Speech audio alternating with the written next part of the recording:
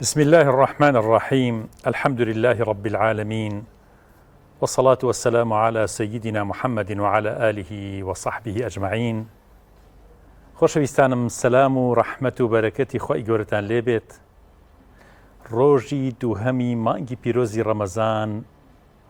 لە ڕۆژانە بەرنامەی ئێوارانی گوڵستان بە خزمەت ئێوەی ئازیز و خۆشەویست گەشتینەوە. لە خزمەت برای ئازیز و خۆشەویستم کاک دانیار، و ئەم ڕۆژە مبارەکە و نووری ئەم ڕۆژە پیرۆزە لە هەموو لایەکتان پیرۆز بێ ئینشاءالله. خوای گەورە بیکاتە مای خێر بۆ هەموو لایەکمان و بۆ هەموو لایەکتان. دوعای سەرجەمتان هەر هەمووتان لە دوای نوێژەکان، لە کاتی بەربانگە، لە کاتی پاشیەوە، یا ڕەبی خوایە دوعاکانتان گیرا بێت، یا ئەرحەم الراحمین. بە ئامینی ئێمە نەبێ، بە ئامینی فریشتەکان بێت و خوای گەورە سەرفرازی دنیا و قیامەتان کام. کاک دانەرگیان سڵاو لە ژنابی سپاس دەکەم. سەلام لە پارۆزەمە یەکەم ئەڵقەمانەوە دوێنێ بە خزمەتە نەگەشت. سەلام بەناوی خوای بەخشندە و میهرەبان، سڵاوتان لێ بێت بینەران و بیسەرانی ئازوو خۆشەویستمان. لە خوای گەورە دەپاڕینەوە کە تاعەت و ڕۆژی هەموو لایەکتان قبول بێت ئینشاءالله، و ئەم ڕەمەزانە هاوشێوەی ڕەمەزانەکانی دیکە توێشوتان پڕ بێ لە عیبادەت، پڕ بێ لە چاکە، بۆی کە لە ڕۆژی دواییدا ئینشاءالله فریامان بکەوێت. خۆشەویستانمان، لە بەرنامەی گوڵستان لەگەڵتان دەبین بە جیاوازێک لەگەڵ ساڵی ڕابردوو ئینشاءالله. کاک شێخ، لە خزمەت ئێوەی ئازوو خۆشەویست دەبین، کۆمەڵێک برگە و بابەتی جیاواز بۆ ئێوەی ئازیز ئامادە دەکەین، و لەگەڵیشیدا هاوکارمان کاک شێفتیار کۆمەڵی خواردن ئامادە دەکات و ئێوەی ئازیز و خۆشەویستی دەتوانن سوودی لێ ببینن و ئەزمموی ئەو وەربگرن، بتوانن خوشکە بە ڕێزەکانمان لە ماڵەوە ئەو خواردانە تاقی بکەنەوە، دووبارە دروستی بکەنەوە. ئازانمان ئەمڕۆژ لە بەرنامەی گوڵستان کۆمەڵێک برگە و بابەتمان بۆ ئامادە کردوون. لە تەوەری یەکەمدا کاک شێخ باز لە حکمەتی پاشێوکردن دەکەین. حتمما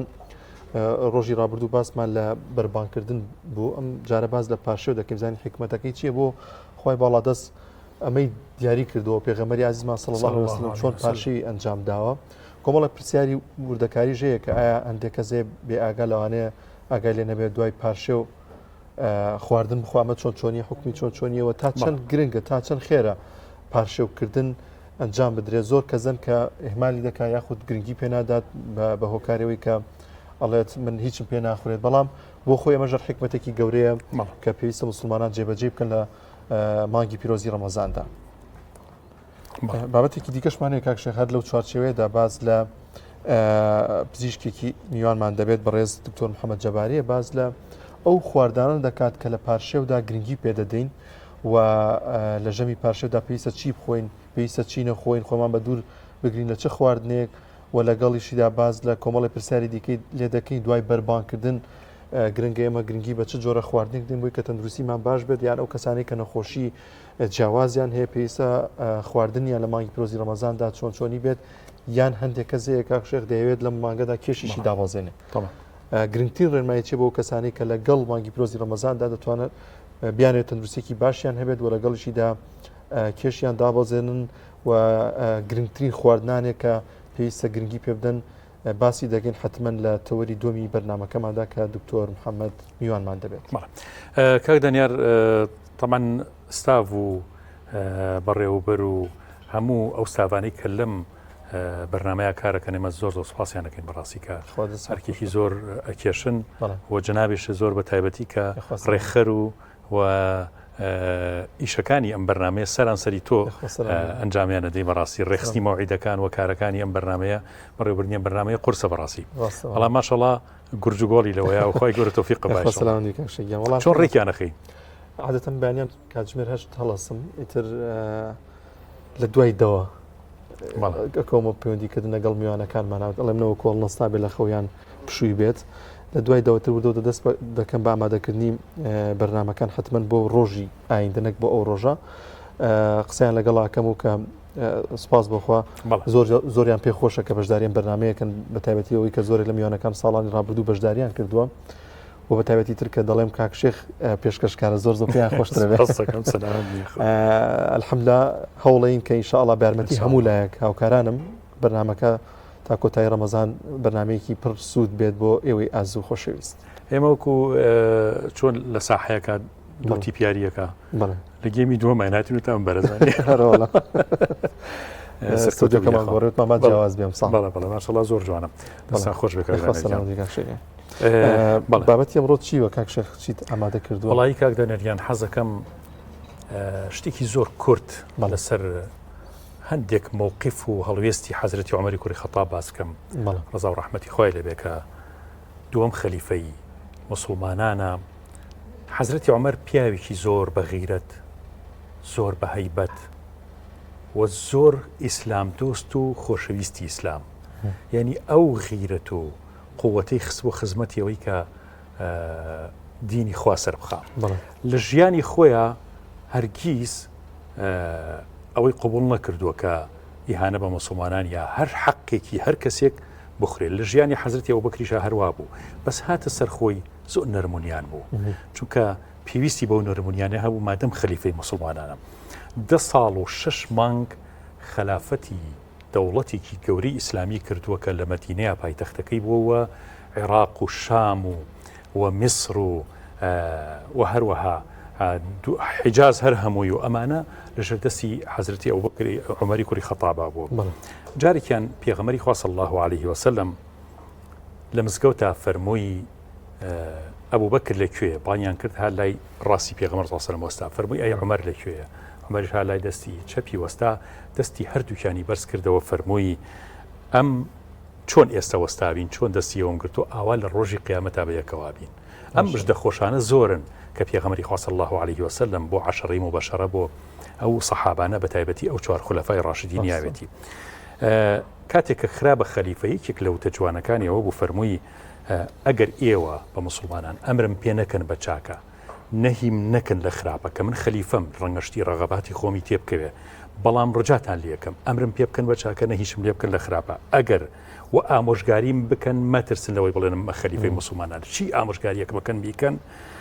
ئەگەر وانەکەن لە ڕۆژی قیامەتا شکاتان لێکە بلای خۆی گەورە، شکاتان لێکم کە ئێوە واتان لە من کرد کە من زوڵمێ بکەم یا شتێ بکەم. لەبەرەوە مسلمانان دەستیان کرد بە الله ئەکبەر کە ئەم هەڵوێستە گەورەیە لە یەکەم ڕۆژی خلافەتی حەزرەتی عومەر ئابین. ئەو کارانی کە حەزرەتی عومەر کاک دانیار کردوێتی هەندێک لە کارەکانی باسەکەن. یەکەم کەسە کە پێی وتراوە ئەمیر المؤمنین، طبعا عەمری کوڕی عاص چووە ژوورەوە، وتی ئەمیر المؤمنین لەکوێ؟ ئەو وتەکەی داهێنا، وتیان کێ ئەمیر المؤمنین؟ وتی ئەمیر المؤمنین ئەی ئێمە ئەمیرەکەمان حەزرەتی عومەر نییە. وتیان با ئەی وتی ئێمەش ئیماندار نین. ئێ ئەمیر المؤمنین ئیترەمە خۆ شتێکی قورس نییە، ینی کۆمەڵێ شت لە ئیسلامە مادەم لە شەریعەتا جێبێتەوە تۆ دایهێنی. مێژووی دانا بۆ مسلمانان، یەکێک لەو خەلیفانەی کە بەڕاستی جورئەتێکی گەورەیە کاک دانیار. تۆ وتیان حەزرەتی عومەر فەرمووی بۆ مێژوویەک بۆ خۆمان دانەنی.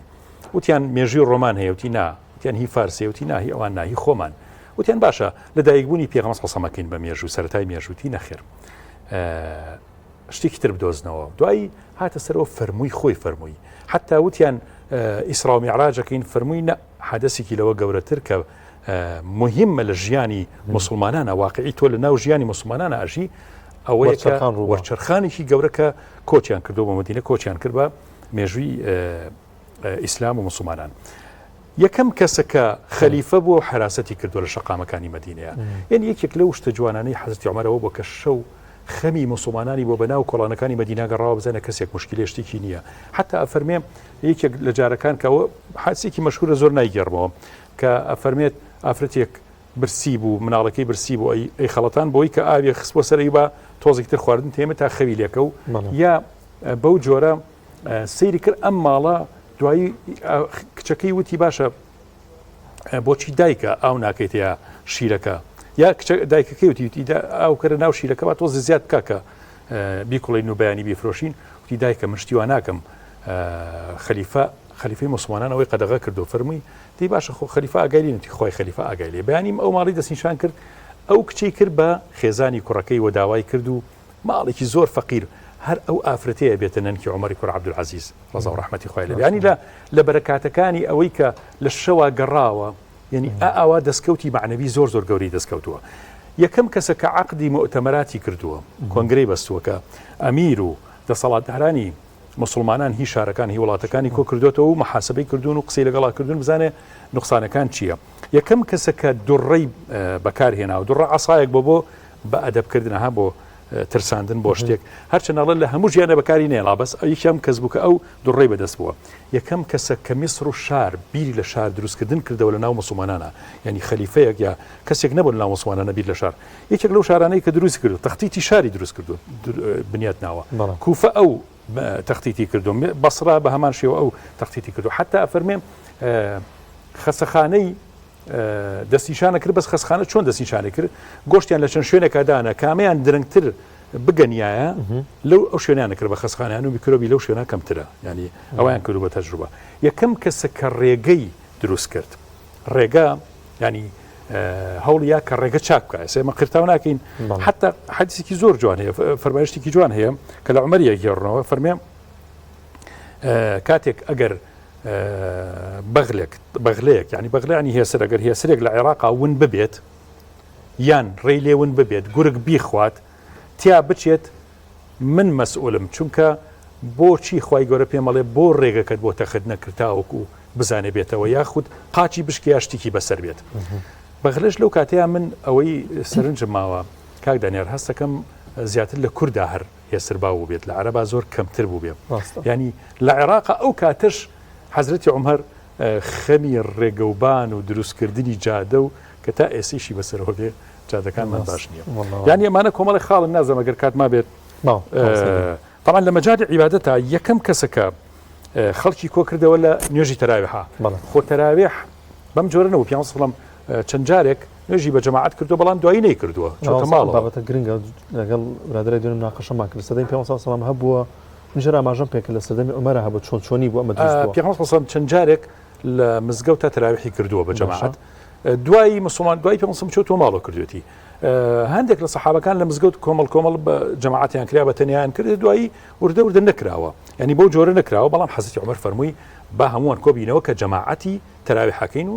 و بدعیکشە بەڵام بدعوەکو ئیمامی شافعیە فەرمێت ئەوە گرنگەکە ئێمە قسەی ئیمامەکە ئاکەین یانی ئێمە فتوای نادەین و ناتوانین لە مەجالی فتوانی ئێمە قسەی لەسەرەوە بکەین بەڵام بۆیە ئیمامە گەورەکانیشی کیوەکو ئیمامی شافعی کە تەصنیفی بدعی کردو هەتا بدعی واجب هەیە کە تۆ بێ ئەنجامی بی نەک ئەوەی کە ینی تەوسیعەیەکی زۆر فراوان هەیە مادەم بنەمایەکی لە شەریعەتا هەبێت لە ئیسلاما هەبێت بدعە نییە و یەکەم کەسەکە چوار تەکبیرەی بۆ نوێژی جەنازە دیاری کرد چونکە حەدیسی پێغەمبەر هەڵسام کە 6 تەکبیرەی کردووە لە نوێژی جەنازە هەیە 5 و چوارەکە ثابت کراوە ئەوە تا ئێمە شوک و مەذهبی ئیمامی شافعی و تا چوار تەکبیراکەین یەکەم کەسەکە تەوسیعی بە مزگەوتی پێغەمبەر صلی الله علیه و سلم عباسی مامی پێغەمبەر صلی الله علیه و سلم خانووکەی خۆی نافرۆشت وتی با ئێمە مزگەوتی فراوان بکەین تەمان پیان سیر بوو چۆن ئاخە دەستکاری مزگەوت بکەین ئەمە بیانی هەر یعنی ئەمە مخالفی پێغەمبەر صلی الله علیه و سلم مادەم ئەمەیکەین حەس فەرمووی ئێمەیکەین اصل هەموو بەڵام عباس وتی من خانووکی خۆم نافرۆشم تاریخی لەسەر مزگەوت نایم پێتان ئەوەی فەرموو دوایی فەرمووی ئەوە منیش ئەی بەخشم بۆیە ئەوم کرد تا حورمەتی خەڵک بگیرێ لە ئومەتی ئیسلامیە کە وتی ماڵەکەی من نایم بە فڵان شت نەڵێن مزگەوتەوە کابرا کافر بووە یا بێدین بووە ئەمە هەڵوێستێکی زۆر جوانەکە ینی حەقی خەڵک نەفەوتێنرێ بە ناوی ئەوە قودسیەت بی بە مزگەوت قودسیەت بی بە فلانە کەس بە فلان مسلمان فلان حاجی فلان کەس کە ئەم کاری کردووە یەکەم کەسە کە جائزەی بۆ حافظی قورئان داناوە ینی پاداشتی کردوون و خەڵاتی کردوون یەکەم کەسیشەکە مەقامی حەزرەتی ئیبراهیم ئەو مەقامی کە جنابیش چووی بۆ ئەمریکا دانیار دوورە لە کەعبەوە کاتی خۆی ئەم مەقامە لە تەنیشتی کەعبا بووە کە بەردێک بووە حەزرەتی ئیبراهیم لەسەر ئەوە دەستی بردو بڵین کەعبەی بینا کردوتەوە یەکەم کەسە کە ئەمەی دوور خستەوە بەردەکەی دوور خستەوە کە ئەمە شتێکە ڕەنگە ئەگەر ئێستا بکرا زۆر قورسە بوو یا حەسی عومەرەوەی کردووە یەکەم کەسیشەکە خلافەتی کرد بە شورا لە بینی مەجموعەیەکە چەند کەسێکا کەوتی کامیان هەڵەبژێرن سەحابە لە ساڵی ڕەمادە ئەو ساڵە بووە کاک دانیارکە برسێتێکی زۆر ڕووی لە مەدینە کردووە بە جۆرێکە حتا خەڵک ترسی مردنی حەزرەتی عومەریان هەبووە چونکە لە هەموو کەسێ برسیتر بووە وتێتی هەتا من ئەبێ وەکو هەژارترینی خەڵکی مەدینە بژیم بە هیچ جۆرێ ئەڵە چەند ساڵ وەختێکی زۆر بە نان و زەیتی خواردووە حتا ئەڵە حەزرەتی عومەرەوە نەجوان بوو سپی بووە ڕەش اینجا هیچی لە خوارد بوو بە جۆرێ حتا سەحابەکان خەمیان لە هاتە فەرمێ وتیان وەڵاهی ئەپاڕانەوانن خوایشیان بەس ئەم گرانی و ئەم نەبوونی و ئەم بێبارانیە لا بەس بۆ ئەوی عومەر نەفەوتێ چکە ئەیانزانی عومەر ئەمرێت وەفاتەکە ئەگەر بۆ جۆرە بمێنێت. حەزرەتی عومەر کاتێکە لە ساڵی ڕەمادەیە 86,000 درهم قەرزی کردووە، قەرزی بۆ خۆی بۆ خودی خۆی دنی کردو. ئەمە شتێکی زۆر نادرە کە نەبیسراوە. 86,000 درهم قەرزار بۆ حەزرەتی عومەر. بە بۆنی ساڵی ڕەمادە فەرمێ دعوەتی وایە کرد بۆ خەڵکی فەقیر 40,000 کەس دانیشتون لە داوەتەکە لە مەدینەیە. یعنی ڕوایەتی فەرمێ 40,000 فەرمێ 15,000 ئەفەرمێ 20,000 کەس کۆبوونەتەوە. خەڵکی مەدینە هەمووی بۆ کردو بە ماڵ بە جیاجیا دانیشتنی ئێواران ئیفطار کراوە یاخود هەر خواردنی اعتیادی کراوە. فەرموویەتی با خەڵک بیخوا خۆی بە مەسرفی مالی خۆی پارەی خۆی بەیت المال ئەوەی ماوە. ئینشاءالله بەشێکی بەیانی ماوە باسی وەفاتەکەی ئینشاءالله زۆر زۆر گرنگە. خۆش بێ سەرێک لە شێف چی ئامادە کردو بانگشتێکین دواتر شێف دیارسڵای بەخێر بێن دەمسی باشە ئەحواڵتان دیار باشیش خۆش خێر بیت حەزر باشە چیت ئامادە کردووەم ئێوارەی ئەمە سپێناخە بەڵێ بە پەنیرە مێکەم جارم ببینی تاکشێ پەنیری تێ بکرێت پێێنە بە سنگی شەوەیە تێکیشم نەیە بڵێنەوە شێف ئێمە هەر بەش لە زۆربەی ماڵ خواردومان ینی بە شازێکی دیکە ئەکرێمە سوورەکرێتەوە چۆن نییە ئەمە سەرەتا ئەو سنگی مریشکەمان بۆ سوور کردوێتەوە باشە چەند دەرمانێک بە دڵی خۆت کە حەزت پێکەی تێکی یەک جا سنگەکەی تێکی تێ دوای تێکی نایی باشە بۆی قاڵبەکەی خۆی کە جنراوە هەڵنەوەشێ تێکی پێناکە دوای کە جنرایکی بەسەریا تێشی نای ئەوی بە هەماشەوە کە جوان پیشای تۆزی ئاگدا پۆشی ئەو پەنیرەی پیاکەی خۆی جۆرە پەنیرێکەیە لە ڕەنەیە درێ زۆر خۆشەوە پەنیرە پێڵم پارمەزان بەڵام ئەو پەنیرەی تێکرێ زۆر خۆشیەکە و جوان شێکە پێیز ناکە دوای بخرێتە فڕنەوە خۆی کرێتە فڕنیش ئاساییە بەڵام من ئەمڕۆ حەزم کرد ئاوە ببینێکە بۆ شێوازەش دروستەکرێت سپێناغ باش لە ئەکرێ بە قەبیلا دەکرێت بەم شێوازە دروستەکەی بەناو برنجە کرێت دوای لەگەڵ برنجە تێکەڵیانەکەم و ئێڕازێنمە بۆ شێوازە پێما بە برنجی دۆلفینسی بەکار بە دۆلفیسی زۆر جوانە برنجەکەی وەی سەر تۆزتر قیاسیەکەم ئەبێ قیاسی برنج چۆن بێ ئەم برنجانە هەر سەر ئەگۆڕێ بەڵێ بەڵێ برنجی کوردی خۆمان ئەم دۆلفیسی ئەمانیش هەیەە بە هەمان شێوە درێژی شێ و خڕشی هەیە زۆر خێزان هەن تازە هەڵسە بیان کردگاک شێ خانمی ماڵەکە زۆر قیاز نازانێت لە برنج و لە ئەوەیە پێویستە چۆن بۆ نەفرێک چۆن قیاز وەربگری ئامەتەن ینی بە شێوازێکی ئام خۆی بەعام هەندێک برنج هەیە ئاو زۆرەخوا هەشانە ڕۆن زۆرەخوا هەشیانە بێ سەر بەسەر بێ ڕێک بێ بەڵێ ئێستا من دوێن فلیسیەکە و دۆلفینسیە بە سەر بەسەر لێرێ زۆری جوان دەرەچی بەڕاستی هەم بۆ نەفرێک کوپێکە یان چۆن قاپێکە قاپێکی بچووکە هەر عادەتی هەر قاپیش لێ ماڵان یەکدانی ئەوە دوو نەفر تێری بێخوات دەست و چاو خۆش بە دەگەڕێنەوە نات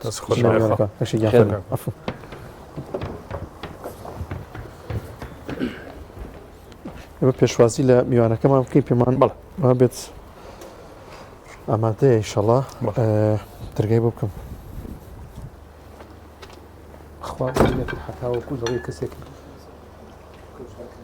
نەنەوە سەگیان فەرموو یخوا بەخێر بێ چاوان سەگیان وەزە باشە ماوەسەگیان بەخێر و قوربان بەخێر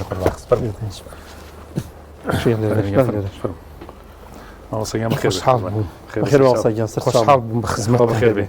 خانەوادە براژن ناڵەکان هەموو باشمەوەسەگیان زۆر خۆشحاڵ بووم وەڵا زۆر لەگەڵ ڕەمەزانە ماوەسە باش ئەیگرن خۆی ئیشتها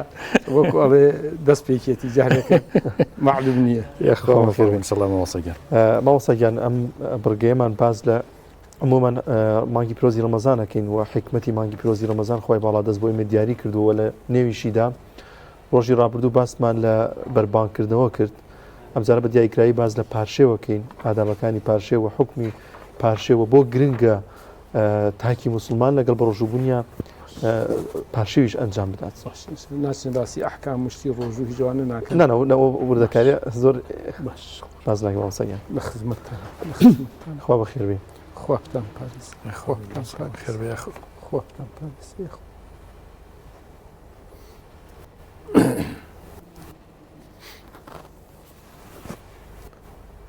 لە کاتی تماشاکردنات بەست مەشا ئێوەکەم من ئێستا مامۆستا لە ڕاستە خۆیان ینی هەر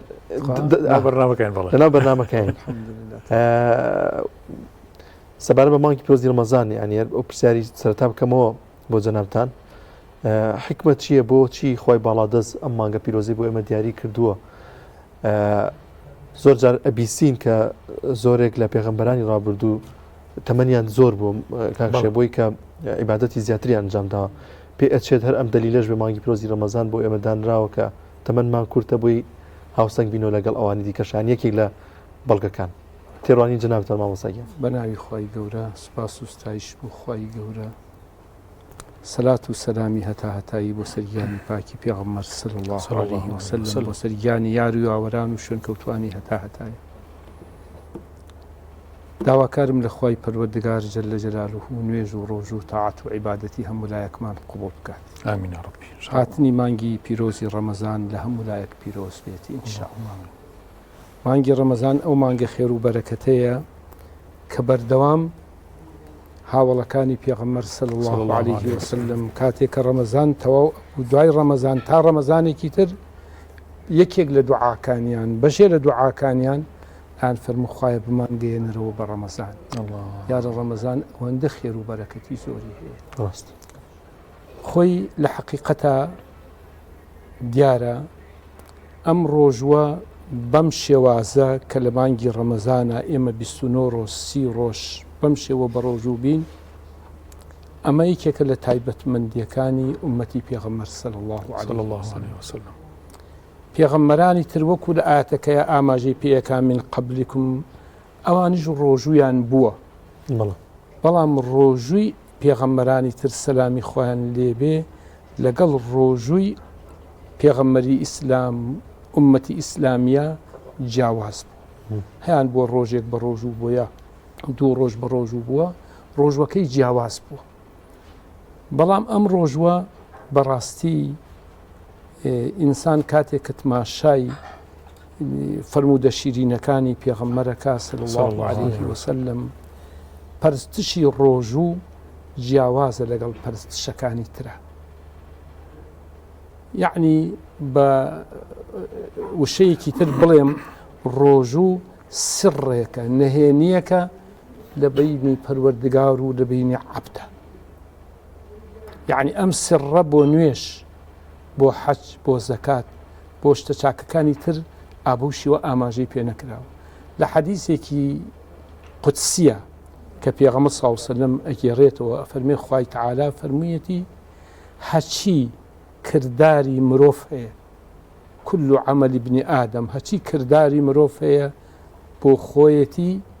تەنها إلا الصيام إلا ڕۆژوو نەبێ فإنه لي وأنا أجزي به ڕۆژوو تەنها بۆ منە و منیش پاداشی ئەدەمەوە ئیزن کەوا بۆ ڕۆژوو ئەمە سڕێکی گەورەی تایە لە نێوان بەندە و لە نێوان خودای گەورەیە جەل جەلاله مەسەن بۆ نمونە کابرا نوێژ نەکە دیارە کە فڵان کەس نوێژ ناکە نەچووە بۆ حەج ئاشکرایە کە فڵان کەس حەجی نەکردووە بەڵام مرۆڤێک ئەتوانێت فێڵ لە خۆی بکە نەعوذ بالله بڵێ بە ڕۆژوم بەڵام بچێ لە ژێریشەوە ئاو بخوا نان بخوا ئەوەی کە خوا قەدەغەی کردووە ئەو بیشکێنە و بیکات لەبەر ئەوە ڕۆژوو ئەو سڕە گەورەیە هەر بۆیە قورئانی پیرۆز ئابوو شێوە گرنگی پێداوە و پێغەمبەری صلی الله علیه وسلم پانتایەکی زۆر لە فەرمودەکانی شیرینی پێغەمبەر صلی الله علیه وسلم قسەی لەسەر ڕۆژوو فەزلی ڕۆژوو حکمەتی ڕۆژوو کردووە هەر بۆیە پێغەمبەر صلی الله علیه وسلم فەرمیەتی مانگی ڕەمەزان ئەوەله ڕەحمەتون ئەوەڵەکەی ڕژاندنی ڕەحمەت و سۆز و بەزەی و میهری پەروەردگارە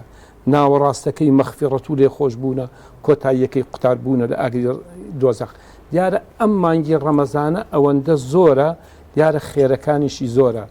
وەکو جەنابیشت ئاماژەت پێکرد پێغەمبەرانی تر یا ئومەتانی تری پێش ئیسلام تەمەنیان زۆر بووە حەزەتی نوح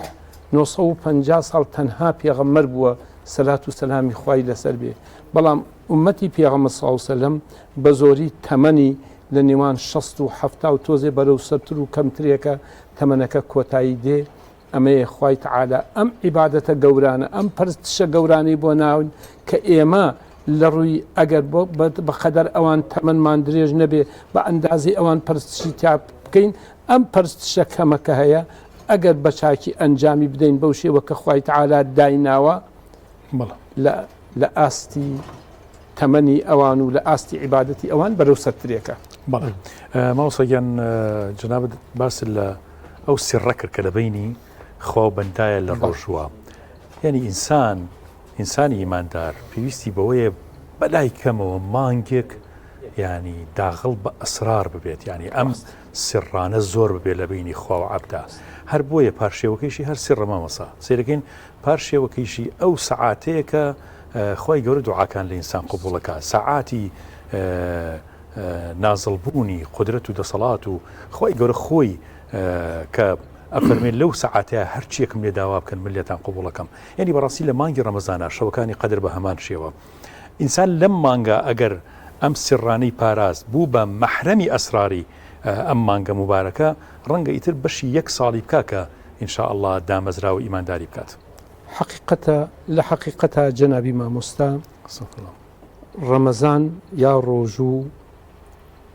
خۆی وەرچەرخان ئەبێ وەرچەرخانێ بێ لە ژیانی ئەو مرۆڤەیە.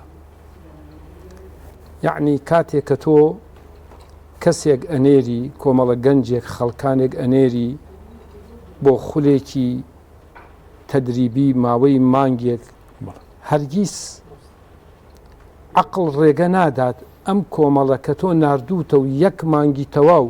خولێکی فێرکاری ببین و دوای فێری هیچ شتێک نەبوون و سوودمەند نەبوون و گۆڕانکارییەکیان بەسەرا نەهات بێ.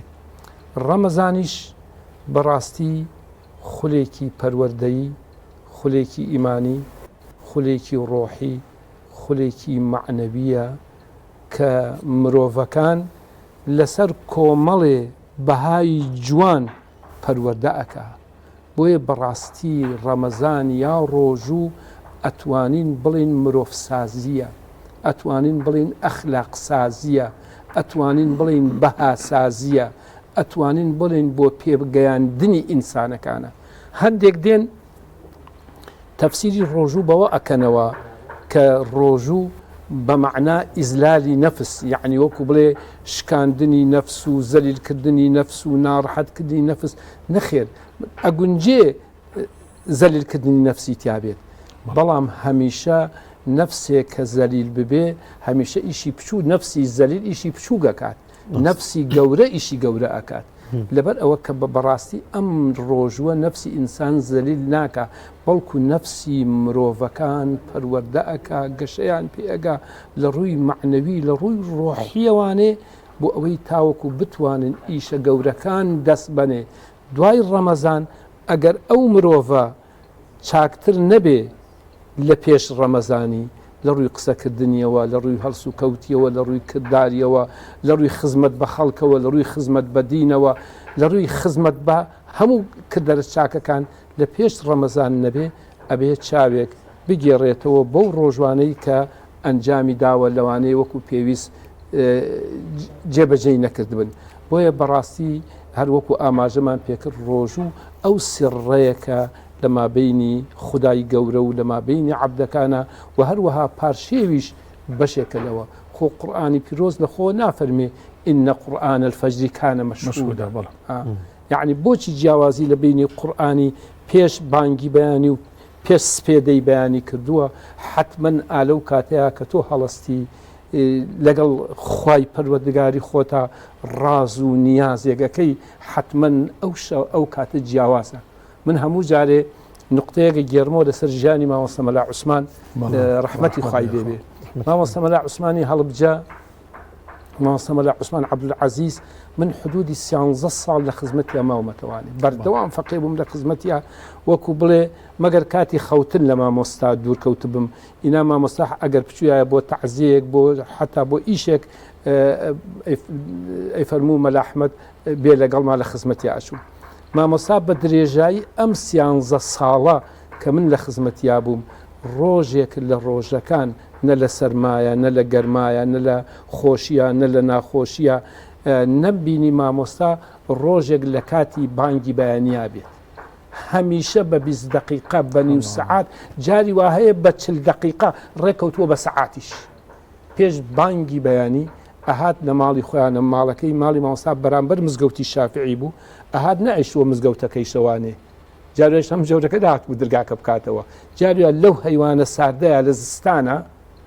حتى ئەیتوانی شەو نوێژیەکە یەک بەرماڵیدا نابوو بەرماڵەکەی ڕائەخست شەو نوێژیە کرد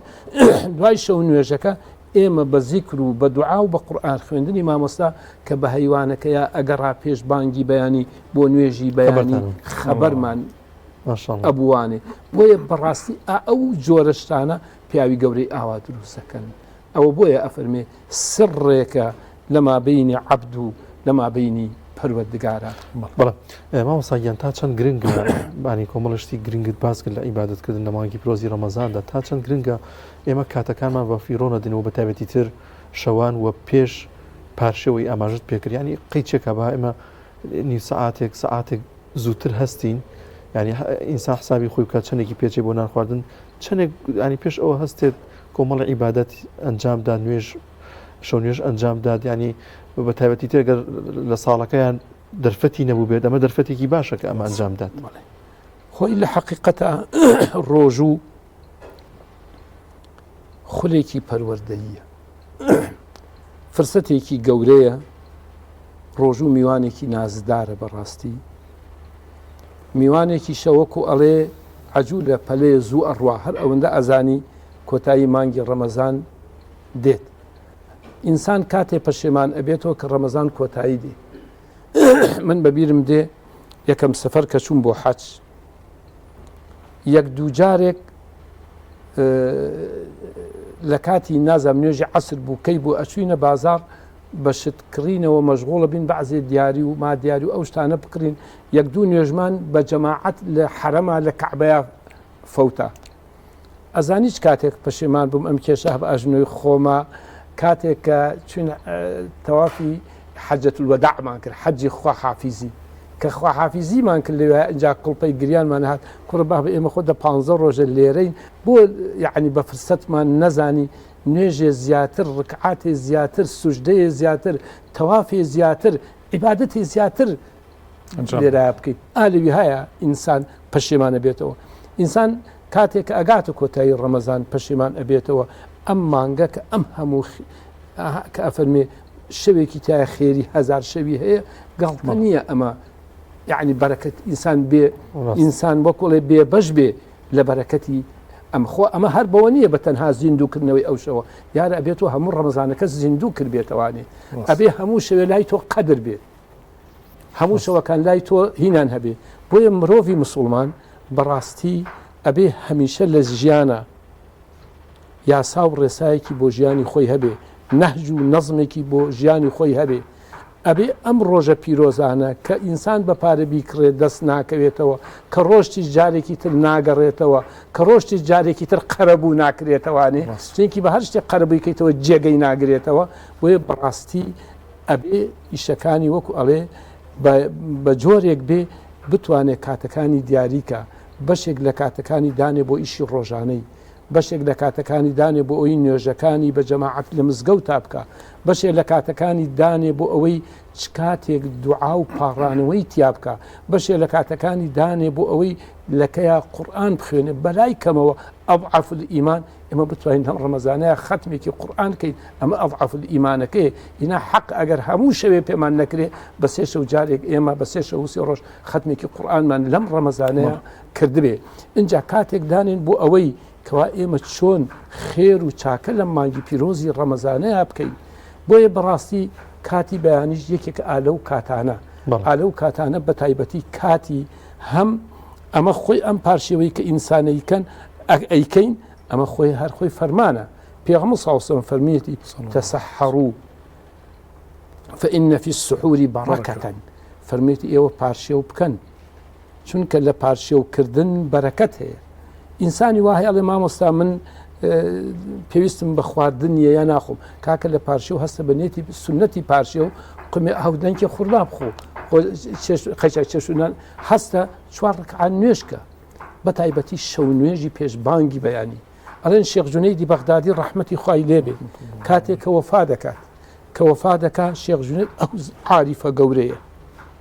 کە خزمەتێکی زۆری بە جیهانی ئیسلامی کردووە بە تایبەتی لە ڕووی عیرفانی و لە ڕووی ئیمانی و لە ڕووی پەروەردەی معنەوی و ڕۆحیەوانێ ئەفەرمێ یەکێک لە خۆشەویستانی یەکێک لە قوتابیەکانی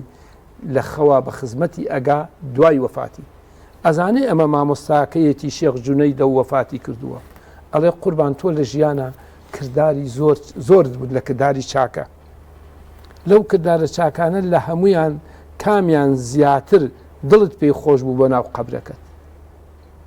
دوای کۆمەڵی عیبارەتی زۆر جوانە فەرمێ لە یەکێ لە عیبارەتەکانی ئەفەرمێ ڕوکەیعات صەغیرات فی جەوف اللەیل ئەو چەند ڕکعاتە بچووکەی کە شەو هەڵئەستام هەموو خەڵکی خەوت بوو من ئالوێ هەڵئەستام و ئەم کرد هیچی بەقەدەر ئەوە بۆ ناو قەبرەکەم سوودم لێ وەرنەگرتووە جا بۆیە بەڕاستی ئەوە جێی خۆیەتی ئێمە با سەعاتێ پێش بانگی بەیانی سەعاتێ پێش بانگی بەیانی زیندوی کەینەوە هەندێ شەو نوێژی تا بکەین هەندێ قورئانی تا بخوێنین دەستی نزا و لاڵە و دوعامان بەرزکەینەوە بۆ پەروەردگار و لەگەڵ ئەوەیشا چارێکێ 20 دقیقەیش پێش بانگ چونکە وەکو ئەفەرمێ وەکو پارشێوکردن خۆی سونەتە زیندووکردنەوەی سونەتە هەروەها تەخیریشی سونەتە یعنی واتە تۆ سەعات و نوێیەکی وایە سەعات و نوێیەک پێش دەخوایە لە سەعات 12 نانەخوا سونەتەکە وەکو پێویست نایەتە دی بۆیە دائیمەن پارشێ و هەمیشە 20 دقیقە چارێکی نیو سەعات پێش بانگی بەیانی ئینسان ئەو پارشێوە کە شتێ بخواتەوانێ بۆ ئەوەی لە ڕووی تەندروستیەوانێ سبەینێ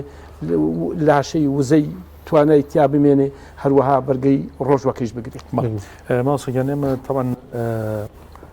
حەقە زۆر باسی حکمەتەکانی بەڕاستی پارشێ و ڕۆژوو زۆر فراوانە هەرچەنە مسلمان بە دوای حکمەتەوە نییە بە دوای ئەوە نییە کە زانست شتێک لەسەر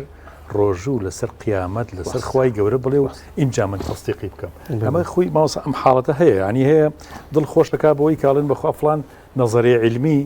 لەگەڵ ئیسلاما ڕاست دەرچوو ئەبێ ئێمە زۆر چاوەڕوانی عیلم نەکەین شتێ لەسەر خوا بڵێ چونکە عیلم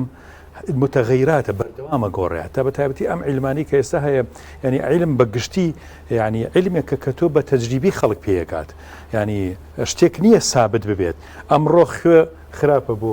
زەخت ڕەنگە 10 ساڵی کە بڵێن وڵی خوێ زۆر باشە بۆ زەخت لەبەرەوە ماوەسە ئێمە چاوەڕوانیمان نییە لەوەی کە هەر عیبادەتی هەر سونەتی هەر فەرمایشتی خوای گەورە فەرمووبێتی ئیتر عیلم هیچی لەسەر بڵێ لەسەری نەڵێ حکمت بزانین نەیزانین ئێمە ئەنجامێدین بەڵام ئایا پارشێ و ینی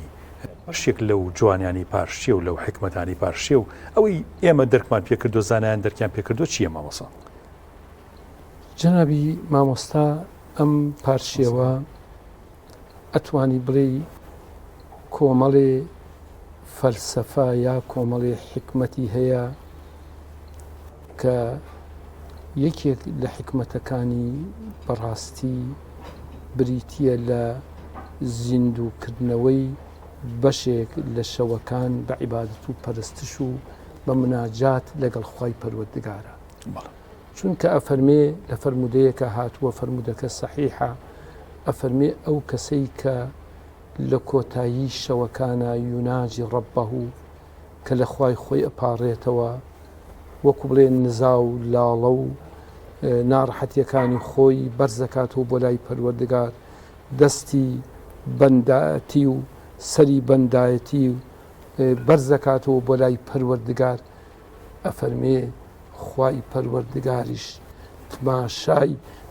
ئەو کەسە ئەکات و وەکو بڵێ بە تماشاکردنێ نەزەرێکی ڕەحمەت پەروەردگار بۆی دەڕوانێت بۆیە ئەمە عیبادەتێکە کە بەڕاستی سونەتە ئەم پارشێوکردنە وەکو واجب نییە بەڵام ئەمە سونەتێکە کە ئینسان کاتێکە هەڵەستێ سێشتی چاکی تیا ئەنجامەدا یەکەم فێری ئەوە ئەبێ کە لەوە پێش ئەگونجێ ئێمە هەر لە سەعات دەیشەوە خومان بە خەوگرت بێ هەتاوەکو بانگی بەیانی ئەمە یەکەم ئەم عادەت و نەرێتە لە ژیانی خۆمانە تێگەدەین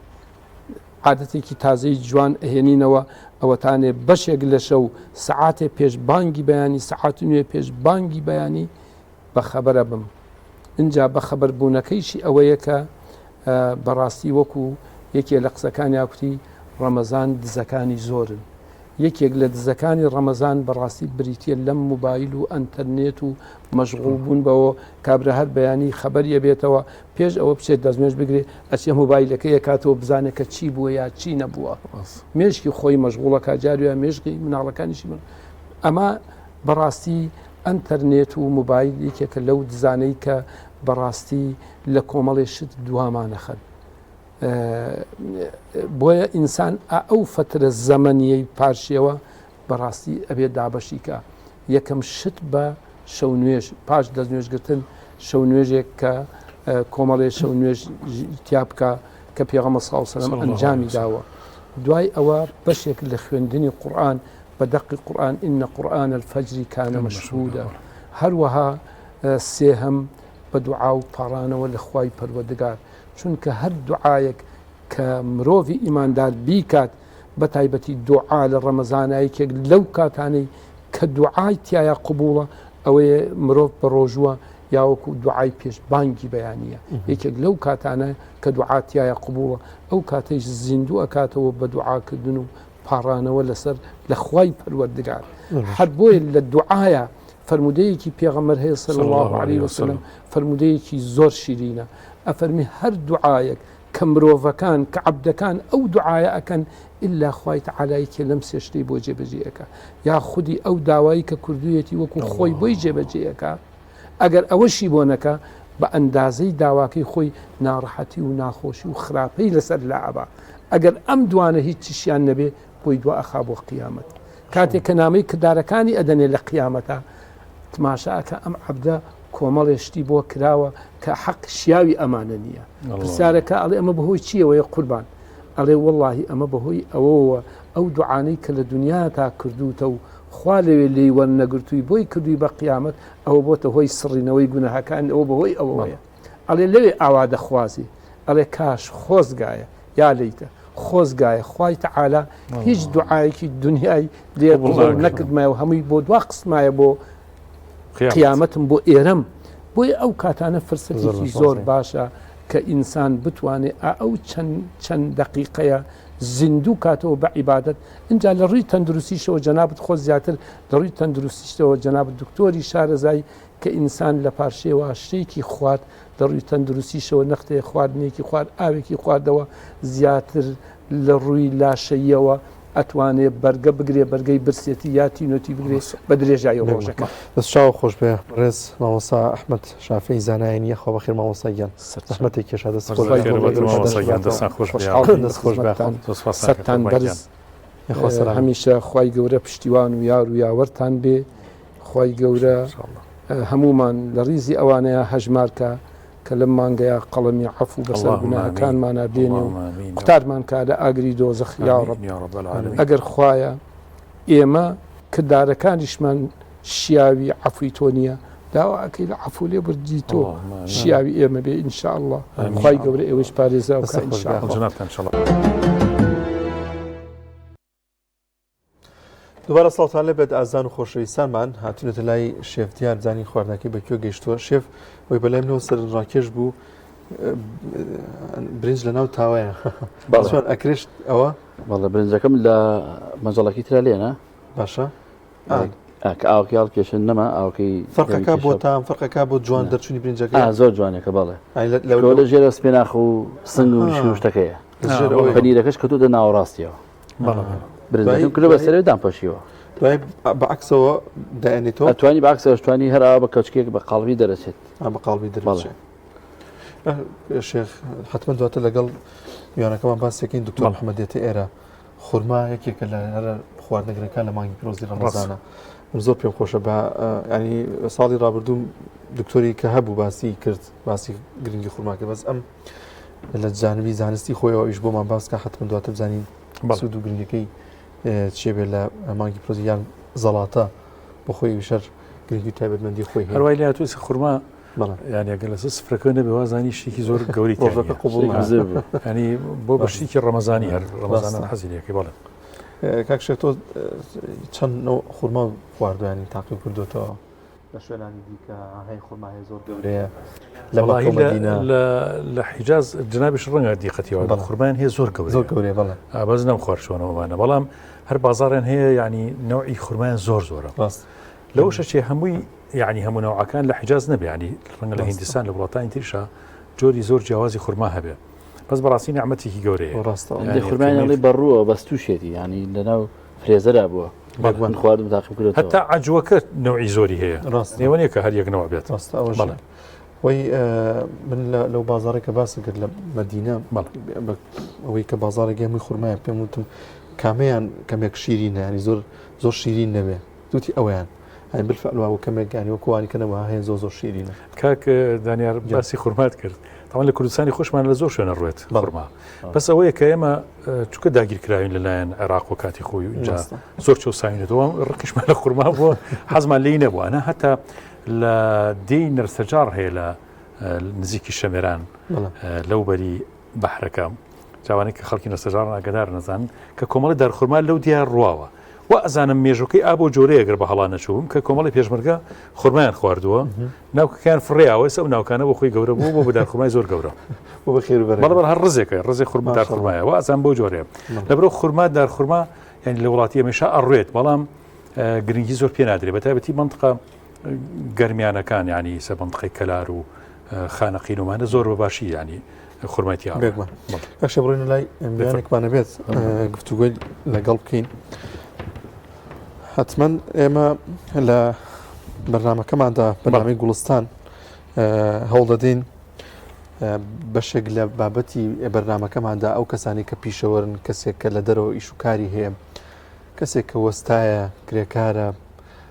دووکاندارە بەشار شازەکان بین ستۆدیۆ و باز لە ئەزمموی خۆی بکە لە گەڵ پیشەکەی خۆی لە مانگی پرۆزی ڕەمەزاندا ئەگەر بەسەراتێکە شتێکە بێ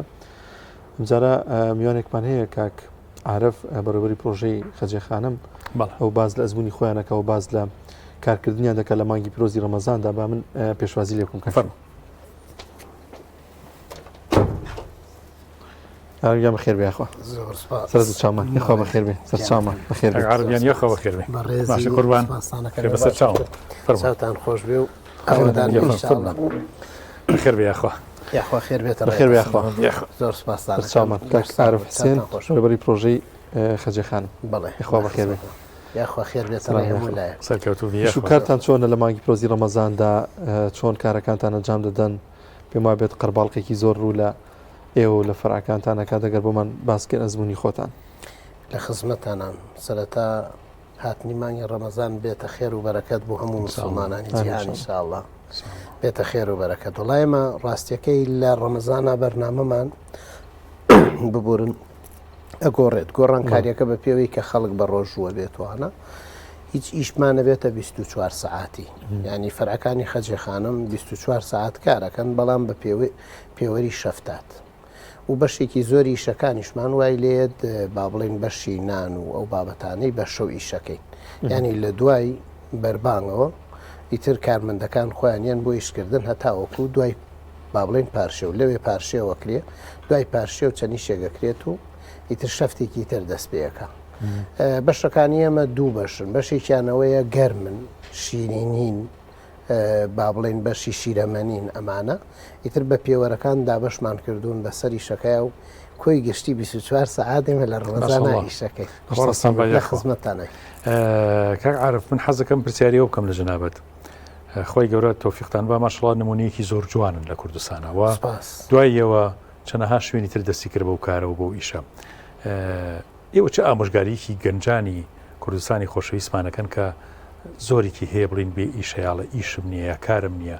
نمونەیەکی خۆتمان بۆ باس بکە کە چۆن سەرەتا دەستان پێکرد قورب بە قورسی یەنە ناو ئیشێک بەڵام خی گەورە بەرەکەتی تێخات چۆن ینی هانی گەنجەکانە دەن کە دەست بە پرۆژەی خۆیان بکەن مامۆسای بەڕێز بەڕاستی وەکو ئیشکردن پێش هەر شتێک هەر ئیشێک هەر کەسێک کە ئەوێ ئیش بکات قەنەعەتی من دوای بیرکردنەوەیەک ئەگەر بێت و نەیەدی ئیش هەڵبژێرێت ئەتوانێت یعنی ئێمە کە سەرەتا دەستمان پێکرد بەڕاستی ئەم ئیشە وەکو جەنابیشە فەرمووی بۆ یەکەم جار لە کوردستانە یەکەم ئیجازەی نانی تیری خەجێخانم یعنی ئێمە دەرمان کردو لای ئێمە وە سەرەتاوی شێش هەمومان باشە زانین زۆر قورس بوو لە لای خەڵک کە بکرێت باشە ئەتوانین بڵین هەر ئیشێک کە هەیە ئێستا لە لای هەر کەسێکمان ئەتوانێت ئەو ئیشە بچووکە ینی خەجێخانم ئەتوانم بڵێم نمونەیەکە پرۆژەیەکی بچووکە و ئەو پرۆژە بچووکە ئێستا پرۆژەیەکی گەورەیە کە ئەتوانێت لە هەموو لایەکەەوە خزمەت بکرێت بۆ نمونە ینی کەسمان هەیە ئێستا کە توانیویەتی لە پرۆژەیەکی ماڵی خۆیەوە ینی ئێمە سینیەکمان هەیە بۆ نمونە ئێستا ئەم سینیە هەر خورما و گوێز و کۆمەڵێ بابەتە کەسەکە لە ماڵۆ دروستیە کات خۆی هەر ئێستا بە دلیڤەریی نێرێ بۆ هەموو شوێنێک سیرەکەین ئەم کەسە سەرچاوەیەکی دارایی بۆ خۆی پێیا دروست کردو بڵە باشە و لە هەمان کاتیشا پرۆژەیەکی ئەم پرۆژەیە تا ئەم قۆناغە کە من ئیسفادەم لێ کرد ئیتر دوای ئەوە پێویستە من بێمە سەر بازار لە بریەوەی لە ماڵەوە بێم دوکانێکی بچووکی بۆ بگرم لە بریەوەی بە تەنیا خورما و گوێز یا هەر بابەتێکی تری ترشیاد یا هەر بابەتێکی زەیتون و هەر شتێک ئەتوانم ئەمە وردە لەناو ئیشەکە و فراوانی بکەم ینی گەنجەکانی ئێمە ئەتوانن بێ لەوەی کە کەسەکە شەهادەیەکی هەیە و نەیتوانیوە لەو جێگەی خۆی بدۆزێتەوە ئەتوانێت لە بەشێکی تری پرۆژەکانی کە خواستی خەڵکی لەسرە ینی هەر پرۆژەیە لە دنیاە کە دروست بووە سەرەتا زۆر بچوک بووە ئەزانی غەسالە لە تەشتی جلشۆرینەوە دروست بووە ینی ئەمە ئەتوانرێت سیرێکە و وردە پرۆسەیەکە گەوراکرێ ئەزانی گەورەترین مەدعەم لە دنیاە سەرەتا لە مەتبەخی ماڵ و منجەڵێک کۆدەسی پێکردووە بۆیە ئێمە ئەتوانین گەنجەکانمان هەر یەک لەو شتانەی کە هەن لە ژیانە بەڵام بەمەرجێ ینی تا ئاستێک بیکات بەڵام لە دوای ئەوە پرۆژەکە گەورەتر بکە ئەزانی ئێمە من ئافرەتێک هەیە وەکو نمونەیە حەزەکەم بەوەی بڵێم و ببینەرانی خۆشەویستیش سەرەتا بەس زەیتونی خۆشە کرد ئێستا لەم کاتەیە ئەو ئافرەتە کە هەیە ئەتوانێت نزیکەی بە 25 نەوع زەیتون خۆش بکە ینی بە شێوازەکەی و زیاتر لە چەندین نەوع ترشیاتیش دروست بکات ترشیاتی ڕووباهەنارە ترشیاتی لە ماڵەوە سەرەتا لە ماڵەوە بۆ دوایی ئێستا کە هەروای لێ هاتووە ئێستا ئەوێت لە قیتریش لە شوێنەکانی تر بکات ینی ئەم کەسە بە بچووکی قەزمان و ئەم نمونەیە کە ئێستا ئێڵێن و خەجێخانمیش سەرەتا لە یەک بەشەوە دەستی پێکرد کە بە تەنها نانی تیری بوو خۆشبەختانە لەم کاتەیە کە من لەگەڵێەوە قساکەم بەس لە بەشی نانی تیری و شیری بابلین شیرینی و بابەتەکانی 79 ئێمە بەرهەممان هەیە ماشەڵڵا باشە بەدەر لەوە لە بەشی شیرەمەنیە ینی با بڵێن بەشی ماست و بابەتە نزیکەی 60 ئێمە بەرهەممان هەیە کەواتە ئەم پرۆژەیە سەرەتا هەر کەسێ پرۆژەیەکی هەبوو چەند گرنگە دەست پێکردنی لەوەیش گرنگتر گەورەکردنیەتی کە تۆ بتوانی بە شوێنی بچی بۆیە من ئەتوانم بڵێم بەس گەنجەکانمان دووشت لا ببەن شەرم هەڵبژاردننی ئیش وابێ کەسەکەیش خۆی ئامادەی قوربانی هەبێش بەڵێ نەوەکو ئیش بک بە قوربانی خۆی ئەگەر بێت و خۆی بک بە قوربانی توانێت خۆی بگونجێنێ لەگەڵ ئیش شەوی پێویست بوو بە شەو بەیانیانی پێویست بوو بەیانیان درەنگی پێویست بوو درەنگ هەتاوەکەوەی کاتوانێت سەری خۆی کاک عارف حتمما ئێمە ینی بە درێژایی ئەم بەرنمەیەمان باز لە خێر و بەرەکەتی مانگی پیرۆزی ڕەمەزان دەکەین بەڵام ناگا بەوەی کە جەنابتان وەکو پیشەوەرێک وەکلەوەی کە لەم ئیشەیەدا هەن مانگی پیرۆزی ڕەمەزان ڕەحمەتەکەی بەرەکەتەکەی لە ئیشەکەتانە ببینەوە ینی بە پراکتیکی ئەمەتان بینیوە لە مانگی پیرۆزی ڕەمەزاندا وڵا بە تاکید ینی بە تاکید مانگێکە یەک سفەتی زۆر گرنگی تیا هەیە سیرەکەی بەشێکی زۆری شوێن هەیە هەر ئیش ناکە یانیەوەی کە بەعزێک مەطعەم و کەبابخانە و کۆمەڵێ شوێن هەیە سیرەکەی داخرێت و ئیشیش ناکا بە درێژایی مانگەکە بەڵام کە سیرەکەی بازار لە هەموو شوێنەکانی تر عەکسە بێتەوە ینی ئەچیتە نانەوە خانە ئەچیتە با بڵێن لای خەجێ خان ئەچیتە وشکە فرۆش ینی بەڕاستی سیرەکەی لەوانەیە لە تیۆرا باسی بەرەکەتکەی بەڵام لە پراکتیکە ئێستاکە کە من هاتووم بۆ ئێرە باوەڕکە ئەو کەبابخانانەی کە ئێواران ئەکرێتەوە لەوانەیە بەشی ڕۆژەکە قازانج بکە یا ئیسفادە بکە یا ئەو شوێنانەی کە کەمترین ئیشیان هەبووە لە ڕەمەزانە ئەبێتە 2 قات و 3 قات و 4 قات یعنی ئێمە ئەگەر بڵێن کارمەندەکانمان لە ڕەمەزانە ئێستاکە پێش ڕەمەزانە گەر چەند بوو بێ ئێستا بووەتە 2 ئەوەنە بەڵێ کاک عارفەگەر کاتمان مابێ لە خزەکەم پرسیار ئێوە بکەم لە جنابەت ئێوە ئێستا بۆ نمونە ئێمە کۆمەڵشتی کولتوری کوردستانی خۆمانمان هەیە زۆر جوانە ئەنی بگاتە دەرەوە وەکو بۆ نمونە نانی هەورامیە نانی تیریە ئەمە ڕەنگە لە وڵاتانی تران نەبێت یان بەم جۆری ئەمە نەبێ ئێوە هەوڵتان نەیەوە ئەمە بنێنە دەرەوە ینی لە دەرەوە بفرۆش لە دەرەوە فەرعێکتان هەبێت لە دەرەوەی کوردستان وەڵام مامۆستای بەڕێز ئێمە زیاتر ئەوەی کە هەیە با بڵین لەبەرەوەی با بڵین پێچوونی زۆر ئەوێت مەسەلەن بۆ نمونە ئێستا نانی هەورامی ئەبێت لە بەڕادا بێ و ببەستێت ئەمجا مانگێک عمری تقریبا ماونی وێ ئەژی باشە بەڵام ئەگەر بە هەر شێوەیەکی ئەتیادی 15 ڕۆژ عمرێتی ڕۆشتنی بەرهەمێکیش لێرە بۆ دەرەوە تقریبا 45 ڕۆژی پێچێ ینی ئەوە ئێمە بەشی زۆری لە نانی تیریە با بڵین هی گەنم و هی جۆ بە قیاساتەکانی ئەوانە بۆ دەرەوە ئەڕوات ینی هەناردە ئەکرێت بۆ ئەڵمانیا بۆ بەریتانیا بۆ هۆڵندا ئەوانە چەند جار ئەینێرین بە تایبەتی لە کاتەکانە کە زۆربەی زۆری کۆمپانیەکانمان هەیە بۆشاییەکیان هەیە تەلەفۆن بۆ ئێمەیەکەن ئەڵێن 200 کارتۆن 400 کارتۆن 300 کارتۆنمان بۆ بنێرن کۆنتێنەرەکەی هەم پێپڕەکەن و هەم بازارێکی باشیشیان هەیە لەوێ ئەوە لەبەرەوەی هەم وشک بووەتەوە ینی ڕێژەی وشک بوونەوەی لە 100 و عمریشی تقریبا 3 مانگ بۆ 4 مانگ یعنی نانی تیریەکێکە لەو نانانەی کە بەڵێ 3 مانگ 4 ئەگەر لە جێگەیەکی ئاساییە بێ 3 مانگ 4 مانگ بەبێ مەوادی حافظە وەیەکی کیشە لە خۆراکە هەرە گرنگەکان بەڕاستی ئەجنەبی زۆر بەلایەنەوە گرنگە کە ڕێژەی مەوادی حافظەی سفرە کاک عارف نانی جۆ سەخەڵ زۆر عەوداڵەتی جۆی ئەسڵ ینی ئاردی ئەسڵ دەسەکەوێت بکرێت بە نان لای ئێوە هەیە ڕاستیەکەی خۆی یەکشت هەیە طبعاً ئەو شتێک کە ئەکرێ بە نان گەنمە جۆیە بابەتەکانی ترێتی یعنی تر وەکو ئێستا هاتووە با بڵێ نانی باەمە نانی شۆفانە نانی برنجە نانی گەنمە شامیەوەنە گەنمی لێ دەربچێت گەنم کە ڕێژەی گلۆتینی تایە گلۆتینەوەی کە ئێمە ئەمانەوێ مەسەلەن بۆ نمونە نانێک با بڵێن پارچەیە گونک گەورەی بکەین بیبرژێنین و کەسەکە بێوێ بیخوا ئەمە لەبەرەوەی جۆی کوردی ڕێژەی گلۆتینی زۆر کەمە تایانە بەڕاستی ناکرێتەوە ینی یەک ناگرێت نەوعێک ئارت هەیە کە ئێستا پێڵێن با بڵێن جۆی تورکی من وەک خۆم کە لە ناو ئیشەکەیان بەڕاستی تەسەور ناکەم کە ئەوە جۆ بێ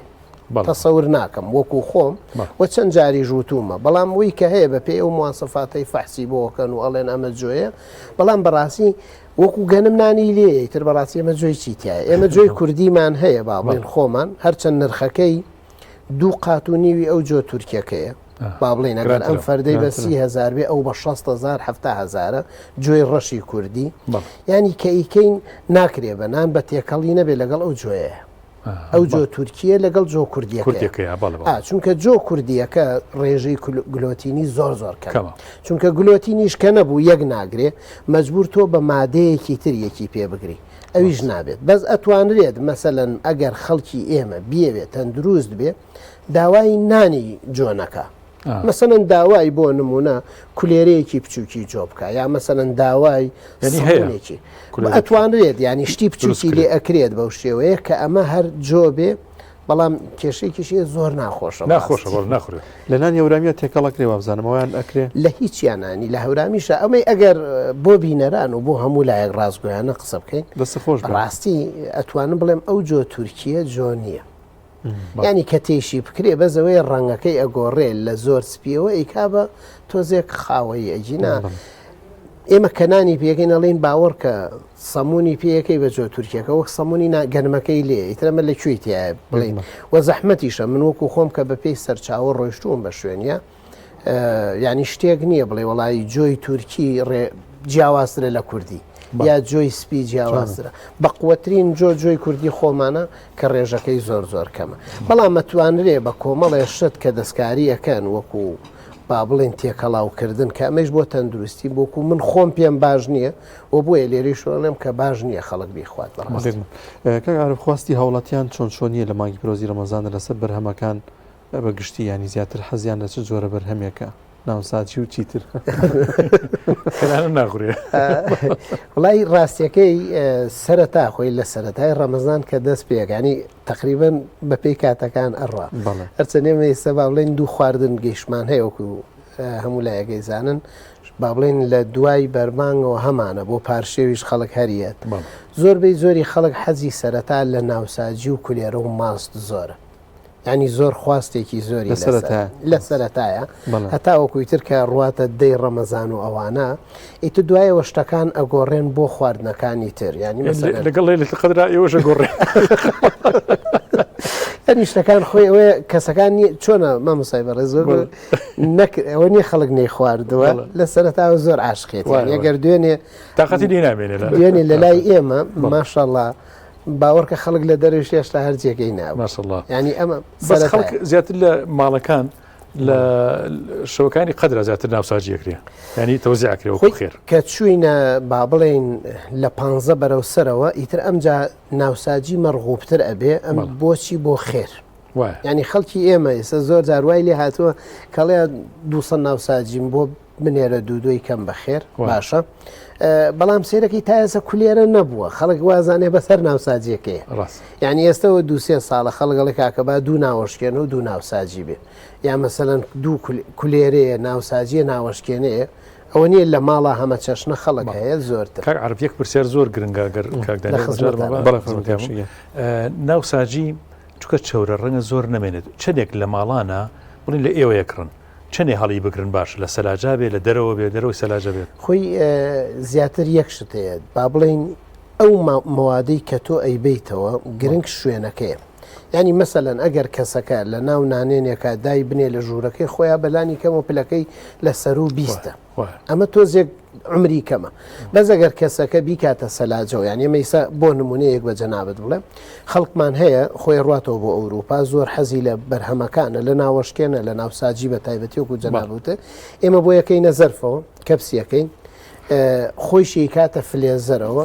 ینی ئەتیادی لە مانگ زیاتر ئەمێنێتەوە ئەگەر بیبەستێ ئەڵێ من جاری وا هەیە مەسەرەن بۆ نمونە بردوومە بە درێژایی مانگێک من لەوێ هەر لێم خواردو هەر یەک دانم دەرکردووە گەرمم کردوێتەوە لەسەر تاوەیە مایکرۆیەک زۆریش خۆش بوو زۆریش کێشەی نییە تا مانگ ئەمێنێتەوە چونکە بۆ ڕێژەی بەستنی زۆرە بێ کە بەستن بەس ئەگەر کەسەکەی ئێمە وەکوتم لە ماڵ خۆیانە خۆی لە 25 زیاتر بی زیاتری تۆ زێگەوە زووتر خراپە یخوا بەخێر بێ کاک عارف حسێن خاوەنی پرۆژەی خەجی خانم یخوا بەخێر بێت یخوا خێر بێتە ڕێ هەموو خۆش بێ ماشەڵڵا کارمەندێکی زۆر لا ئێوە خزمەتەکە و ئیشەکە و ئیشیان بۆ دەستکەوتۆ زۆر گەورەیە بەڕاستی ئێمە هەموو جارەیڵێین بەڕاستی ئەو جێگەیە چە نەهی ئێمەیە ئەو نەهی خەڵکە ینی ئەتوانم بڵێم ڕەحمەتێکی زۆرە بۆ هەموو لایەک دەستان خۆش زۆر سپاس گاشیگە خزمەتین گەورەتان کردی لەگەڵ بەخۆران سپاسدانەکەم بەڕێز لەگەڵ بێشم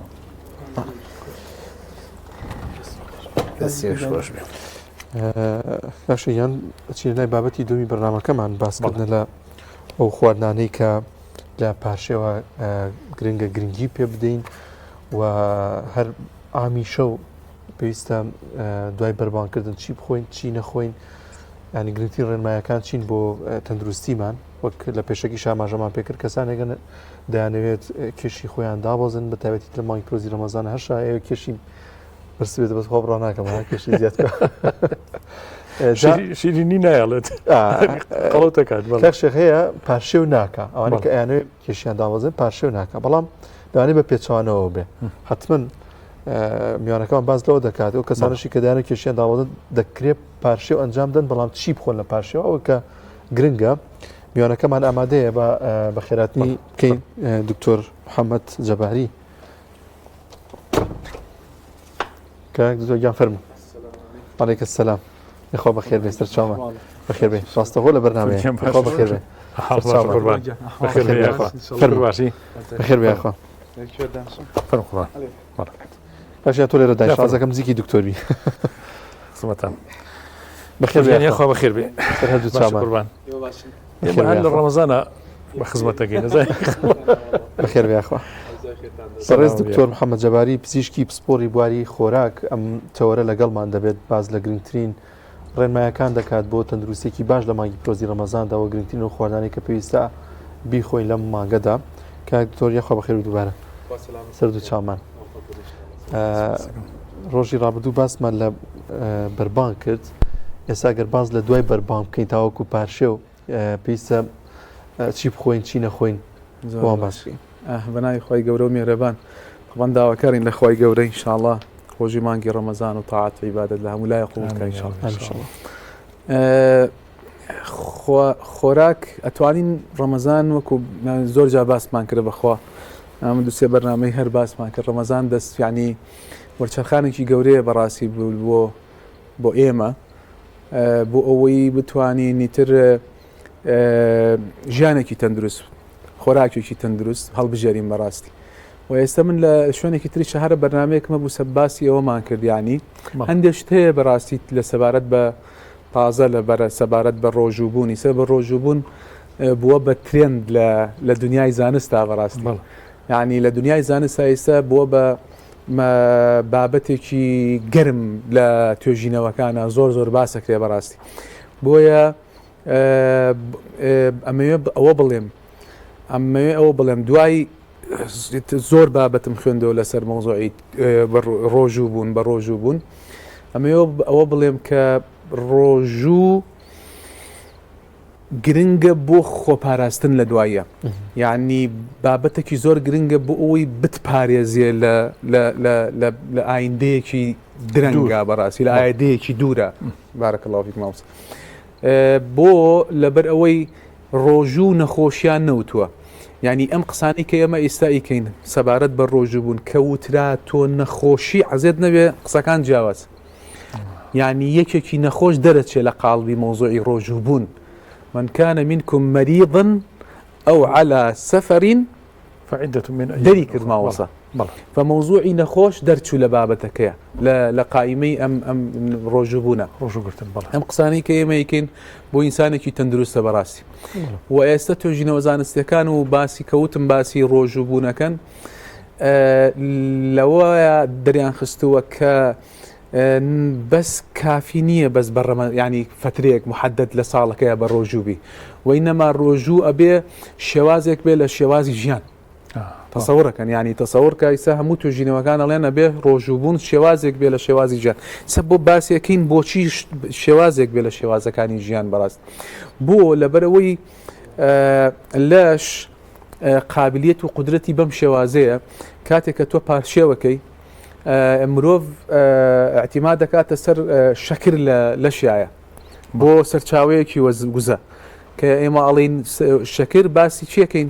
باسی نان و برنجۆمانە ئەکەین لە دوایە بن بە شەکر هەر لە لەشی مرۆڤ ئایا اینجانە لەش بەکاری هێنێ بۆکو وزە بەڵام دوایەوەی ئەیەکە شەکر نەمێ شەکر نەما لە اعتیماد دەکاتە سەرچی دوو حاڵەتی هەیە ئیمما ئەڕاست پرۆتینەکان ئەسووتێنەی کا بە وزە یانەوە تا ئەڕات چەوریەکانە سووتێنەیە کا بە وزە ئێمە چۆن وا بکەین لەشمان لەسەر ئەو مەکینەیە بێ مەکینەی سووتانی چەوری ئەمە گرنگە بەڕاستی و ئەمە وای کردووە کە ئێستا توێژینەوەکان گرنگیەکی زۆر بە ڕۆژوو بدەن بەڕاستین وەکو وتم بۆی خۆپارێزیەکی زۆر هەبێ لە مەودایەکی دوورە ئەگەر تۆ ئێمە ئەمەنە زیرەک بین یعنی وا لە لەش بکەین لە جیاتی ئەوەی دوای ئەوەی شەکر نەما لە لەشی مرۆڤایە بڕاتە سەر چەوری سووتانەوە چکە چەوری ڕۆژانە دروستە بێگەر تۆ بە ڕۆژوو نەبی بەڕاستی خواردنێکی زۆر ئەخۆی بۆیە چەوری چکە 1 کیلۆیەکی چەوری بە 4 ڕۆژ بۆک یعنی ئەگەر تۆ مانگەیە ئەگە عەفو بکە 10 کیلۆ چەوری بەشی 4 ڕۆژ فتۆ ئەگەر بەس بەشین ئەوەنە هەبێ زیایە و هەبێ بەشی خینەکە هەموو مانگەکە تەکە فبۆیە ئێمە وا لە لەش بکەین بڕات چەوری بسووتێنێ لە جیاتی ئەوەی چی لە جیاتی ئەوەی ماسوولکەکان بسووتێنێ و ئەگەر تۆ واو لەش کرد کە بڕات چەوریەکان بسووتێنەوە نیعمەتێکی زۆر گەورە و دروست کردووە و دائیمەن لەشت بەرەو تەندروستی ئەو بە تەندروستێکی باشە ئەڕۆ چۆن وا لە لەش بکەین تەندروستیانی چەوری بسووتێنێ خاڵی یەکەم ماوەسای دێمەوە سەر ئەو پرسیارەکەی تۆ بەڵام ویستم ئەمە دەستپێکێ بۆی گرنگ بێ چۆن وای لێ بکەی لەش کە مەکینەکەی لەسەر سوتانی چەوری بێ ئەمە قسەی ئێمە نییە ئەمە قسەی زاناکانە زاناکانی مسلمانیش نا غەیری مسلمانیشم قسەیان کردووە ئەفەرمن ئەڵێن چی ئەڵێ نابێ ڕۆژوو بوون بەشێک بێ فقط لە مانگێکا بە ڕۆژوبی ئەبێ بەردەوام بێ ئەم پرۆسی بە ڕۆژوو بوونە تەسەوڕەکەن یعنی ئەڵێ باسی ئەوەکەن وابزانم من پار باسی ئەوم کرد مایکل موزلی یەکێک لەوانەیە کە خاوەنی کتێبێ دوو کتێبی گەورەیە لە یەکیان لە پێوتە The Fast 800 ئەو ئەڵێ پێم باشە هەموو هەفتەیەک دوو ڕۆژ بە ڕۆژوو بن دوو ڕۆژ بە ڕۆژوو بن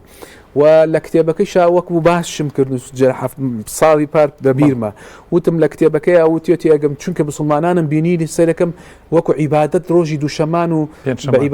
پێنجشەمان بە ڕۆژوە بن بۆیە ناو کتێبەکە و نووسین بۆ دووشەمان و پێنجشەمان ئێستا بە ئێستا ئەوترێت چی ئەوتێت نەک دوو ڕۆژ لە هەفتەیەکا بە ڕۆژوو بێ ئەتوانی زیاتر بە ڕۆژوبی بۆ ئەوەی لە شەکی تەندروست بێ سامی داودی ئەگەر لەم مستەقبلێکی نزیگا ماوەسا ئەو قسە نەبوو بە ناوەندێکی زانستی ئەوە ئێستاکە منە یڵێم ئەم ئەوە دانیشتنیشکەیە مایلین ماوەیەکی تر وای لێ دێ عنی کە ئەمە زانست ئەی سەلمێنێ کە باشترین ڕۆژوبوونی داودیە کە سەیدنا داود کانە یەسوم یەومن ويفطر يوما بۆ لەبەرەوەی لەشت بڕاتە مەکینەی سوتانی چەوری بۆ لەبەرەوەی وەختێک کۆ تۆ بەس مانگی ڕەمەزان من بە ڕۆژوو بم مانگی ڕەمەزان فقط بە ڕۆژوبی مانگی ڕەمەزان کە ئینسان بە ڕۆژوە بێت لەش چۆن حس تعاملەکە لەگەڵم ڕۆژووبوونە وەکو حاڵەتێکی ئیمرجنسی تعاملەکە لەگەڵێ تۆ مانگە 11 مانگەنانە نەخۆنانت خواردووە لە ناکاوە مانگی قەتعەکەی خواردنەکە قەڵێمە چیە لەش زۆر بەخیلە هەموو جارە باسم کردەوە لەش زۆر بەخیلە بۆ مۆزوعی وزە هەرچی شتێکەیەتە لەشی مرۆڤەوە یەکسەر خەزنێکاوەکو چەوری ئەمەنە ڕەزیلە ئەمەنە ڕەزیلە تەسەووری ناکەی ڕەزیلە حتى سەووری ناکەی هیچ مەجالێکی تیانە ئەمەنە ڕەزیلە لە مۆزوعی وزەیە چکاڵێ لە ڕۆژێکا شتێک دێ بەسەرمانە لەوەیە مشکلەیەکی گەورە توش بێ بۆیە ئەم چەوریە ئەم وزەیە بەکاربێنم لە هینایە ئێمەش نامانەوێت بەم شێوازە بێ تۆ کە ڕەمەزان بە یەکجار بەس لە ڕەمەزانە بە ڕۆژوبی لەش حاڵەتێکی تینە تەواریە چیەکە لەش ڕێژەی هەرسی خواردنت بۆ بەرزەکە ئەی کەمەکاتەوە زۆر کەمێکاتەوە ئەمەە ڕزیلە هێواش وزە ئەسووتێنێ لەگەڵی شایە هۆرمۆناتی تەواری بەرزە بێتەوە ئەو کاتە ئەو وەندەی تر هێواش چەوری ئەسووتێنی لەو کاتەیە نایسووتێنێ بەڵام چی وا لێ بکەین ئێمە ڕۆژۆکە بە بەردەوامی چی وا لەوە چۆن والە لەش بکەین بە بەردەوامی بڵی کاکە مشکلە نیە بۆ خاتری خوا بڕۆ سەر چەوریەکانمان مەزوتێت یەکێک لە خاڵەکانەوەیە بەخوای سەر بێت لە شوێنێکی تریش باس وتمەوەیە کە لەش ئینسان نەک ڕۆژێ بە ڕۆین مانگێ بە ڕۆژوو بێ 12 مانگ ئەتوانێ ڕۆژۆکەی بەردەوام وەرگێت و لە مانگێکا 2 ڕۆژ لە مانگێکا 3 ڕۆژ لە باشترینیەکانەوەیان کە هەموو ڕۆژێنە ڕۆژەکەی تر بە ڕۆژیبی بەڕاستی و ئەمە یەکێک لە خاڵەکانە خاڵەکەی تر ئەوەیە ماوەسا کە تۆ زیرەک بی چۆن بەکاری چۆن خواردنەکانە بخۆی لە پارچێواوە لەگەڵ ئەو دوای بەربان زۆر کەسانێکگەن ڕەمەزان وەکو دەرفەتێک گەبین لەگەڵ عیبادەت و لەگە بە ڕۆژبوونیشە بۆی کە کێشیان دابەزێنن هەیە پارچە و تەرکەکات ینی گی پێ ناداڵێ بە قەڵەو نەبم دابەزم ئەمە هیچ شتێکی زانستی هەیە غەڵەتێکی زۆر گەورەیشە بڵێ بۆ غەڵەتێکی زۆر گەورەیە ئێستا بۆت باسەکەم بۆ غەڵەتێکی گەورە لەبەر ئەوەی تۆ کە لەش قەتعەکەی لە تاقا لە وزە تاقێکێکێت وەکو وتم لەش ڕەزیلە ئەڕواڵێ ئەمە وزەم بۆ نەهات ئەمڕۆ چاوەڕێی وزەیەتی نانی بەیانی چاوەڕێتی نانی بەیانی بخۆی ئێنانی بەیانی نەخوارد ئەی چیەکەی ئێنانی بەیانی نەخوارد لەش چیەکە ئەڕوا ڕێژەی هەرسی خواردنی بۆ کەمەکات بە هێواشی سووتێنێ ئەو تاقەیە بە هێواشی سووتێنێ بۆیە پارشێوکردن زۆر گرنگە و یەکێک لە خاڵەکان ئەوەیە کە ئێمە چۆن وا لە لەش بکەین بیسووتێنێ خوارد چەوری بسووتێنین بە پارشێو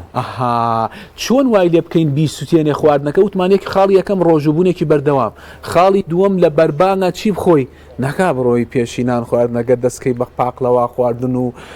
دەستکەی بە شیرینێکی خواردن ئەمە شێوازێکی ژیانی هەڵەیە شێوازێکی ژیانی هەڵەیە بەڕاستی تۆ نابێ ئەمە بکەیت بە بەردەوام هەموو جارێ ماڵێ ئەمە مرۆڤین باشە منیش حەزم لە شیرینیە منی شیرینیە خۆم تۆ شیرینیە خۆی بەڵام على الأقل ئەها باسی سلەی قاپی تەندروستمان کرد بە پساڵێکیش بە پارس بە قاپە تەندروستەکە وتمان جەنگ فوتەکە خۆراکە ناهاوسەنگەکەی تایە بەشێکی کەمە لەبێ لە قاپەکە تابێ بۆ لە بەرەوەی هەموو مرۆڤی حەزی لە شیرینی هەیە بەڵام ناکرێت تۆ وای لێ بکەی ئەو قاپاقلەوە و شیرینیە یان ئەو شەربەتەیە پێشینان خواردن غەڵەتە زۆر هەڵەیە احتیمالە خەڵکیش بڵێ وەڵا خواردوشمەوە کابرایە لە خۆی و قساکە چیڵێ چەند ساڵە منەی خۆم اعتیادیە مشکلەیشمە باڵێ خوای گەورە ڕەحمی پێکردی دەبێت سڵاسی خوای گەورە بکەی خوای گەورە ڕەحمی بۆ بردی هەیە 50 ساڵە جگەرایکێش هیچ چی لێ ناتووە خوای گەورە ڕەحمی پێکردووە مۆزوع بابەتەکە ئەوەیە لە چەورێکە کە ڕۆژۆکە و شکانە هاوتت لە بەربانگ چی بخۆین کە ڕۆژۆکە شکان بە خورمایە بشێنە تۆ 4 ساعتە ئەم مەعیدەیە بەتاڵ کردووە باشە چی لێ بکەم شۆربایەکی بەسیتیە دەمێ تۆزێ ئاو وشکەوە چەند خورما بخۆکات خورمایەک دوو خورما مشکلەی نییە چکە تو ئەگەر بەنیازی خواردنەکە و چەور بێ خورمایە بەستە چکە وزەیە بەڕاستی هەرچەنە خورما شەکر زۆر بەرز ناکاتەوە ئێمە مینێکمان هەیە خورما نیعمەتێکی گەورێ بابەتێکمانەیە پێوتێ گلایسیمیکندێک گلایسیمیکندێکسی خورما نزوە زۆر شەکر بەرزناک چکە هینی تایە مادە ڕیشاڵەکانی لەگەڵ چایشە مشکلەی نییە تۆ ئەگەر خورماکە و خوارد و دوایەوە شۆربایەکی باشی خوارد و ئەو ئاوە و نۆشە و خست بە لەشتایە هات و تووشی سەرێشەکەن چکە عادەتەن سەرێشە خەوتان نەزان لە ڕەمەزانە زۆرە بۆ لەبەرە وشکبوونەوەیەکی زۆر هەیە بەڕاستی لەبەرە خواردنێکی زۆرە خۆی لە دوای بەربانگا ئێت باشە تۆ لە بەهێواشی دەستکە ئەمجا دەستکە بە خواردنی برنج و با بڵێن کەمێک دانێوڵەکان و چەوری و پرێتونی ئەوانەکە باسمان کرد بەڵام لە بیرمان نەچی ماوەسە بۆ ئەوەی لەشم بڕاتە سەر چەوری خواردنی پارچێ و نازان باسان کردویانە نەخێر هەر تۆرەکەمان لەسەر خواردنی پارچێەوە تۆرەکەمان لەسەر خواردنی پارچێ بەڵێ فوەکو وتمان نادانەوێڵەکان لە بەربانگا هەبێ مشکلە نییە لە بەربانگا هەبێ بەڵام دانیوەڵی تەواو وەکوتمان باسمان کرد ئیتر پرۆتین و بەس دوای ئەو فتری کە ڕۆژەکە و شکان و ڕۆژتی نوێژش کرد و هەندێکەڵێ لە دوای بانگەی شایش یعنی لە تەرایی حایتە اونجا دەستکەی بە خواردنە سەرێکێک تەسەوڕەکەی یعنی ئەمە ئەمیشێکێ لە خاڵەکانە باش دکتۆر شەپسینە ئەوێ لە درێژە گفتووەوە گەر کاکشێکیش پرسیاری هەبێت لەوێ خزمەتیانمانە کردووە بۆی زیینوتر بێ کە باسی خواردنەکەی لەوێ چوو بینە ناو پارشێ و السلام عليكم السلام دكتور خێبێت زۆرەمە حتمما بۆ ئێوارەی ئامادە کردووە زەڵاتە کەمێک باسی زەڵاتەمان بۆ بکەیت تا چەند گرنگە لە ئێوارە هەبێت واللهی گەورەترین نیعمەت قاپی تەندروست باسمان کرد پار قاپە تەندروستەکە بەشە گەورەکەی بێ لە چیا بێ بەشە گەورەکەی بێت لە میوە زەڵاتەیە بێ بە تایبەت با بڵین سەوزە و میوە سەوزە و میوە بەشە گەورەکەی بێ لە قاپەکەتە ئەبێ ئەمە قانونەکەی بیاساکەی بەو شێوازە هەموو دڕێمایە جیهانەکان ئاهاڵێ بۆچی سەوزە و میوە لەبەرەوەی پڕی ڤیتامینە پڕی کانزایە و لەگەڵی شایە ئاوێکی باش و ئەدرا بە لەشت و تێنش ئەبی بە زەڵاتەکە هەندێک مەعیدەکە و ئێمە بەنیازی هەموونە شوێنێکی باشەگرێ بەڕاستی شوێنێکی زۆر باشە و ئەو شەکرەی دوایی لە برنجەکەیە ئەی خۆی لە دواییە لە برنجەکە شەکرەکە ئەخۆی ئەو برنجەیە ئەخۆی کە شەکری تایە سەرچاوەیەکی شەکر زۆر ترسان ومانیانە لەسەر بەرە کاریگەرەکەی کەمە کاتەوە ئافرین ئەمە گرنگە بەڕاستی ئەو کاریگەری هەڵمژینی ئەو شەکرێ ئەو زەڵاتەیە و سەوزەیە کەمێکاتەوە بە دڵنیاییەوە ینی جوڵی ڕخۆڵە زۆر باشەکات هەی زۆر گرنگە جوڵی ڕخۆڵە زۆرە باشەکە بۆ مەعیدە باشە بۆ قۆڵۆن باشە دینێکی با خۆراکێکی باشە بۆ بەکتریاکانی قۆڵۆن مەعی وەکوتمان ڤیتامینی تایە هەرگێکێ لەم ڤیتانە لەوەیە دەڕۆژێمە باسیکەین تەواو نەبێ لەوانی کە لە خواردنەکەیە هەیە بەڕاستی بۆیە دەستپێکی خواردنەکە و هەرچەنە خورماکەمانە دوانیە شۆربا و دروست شۆربایەکە دروست کردو مامۆسایان تیانی ئەمڕۆ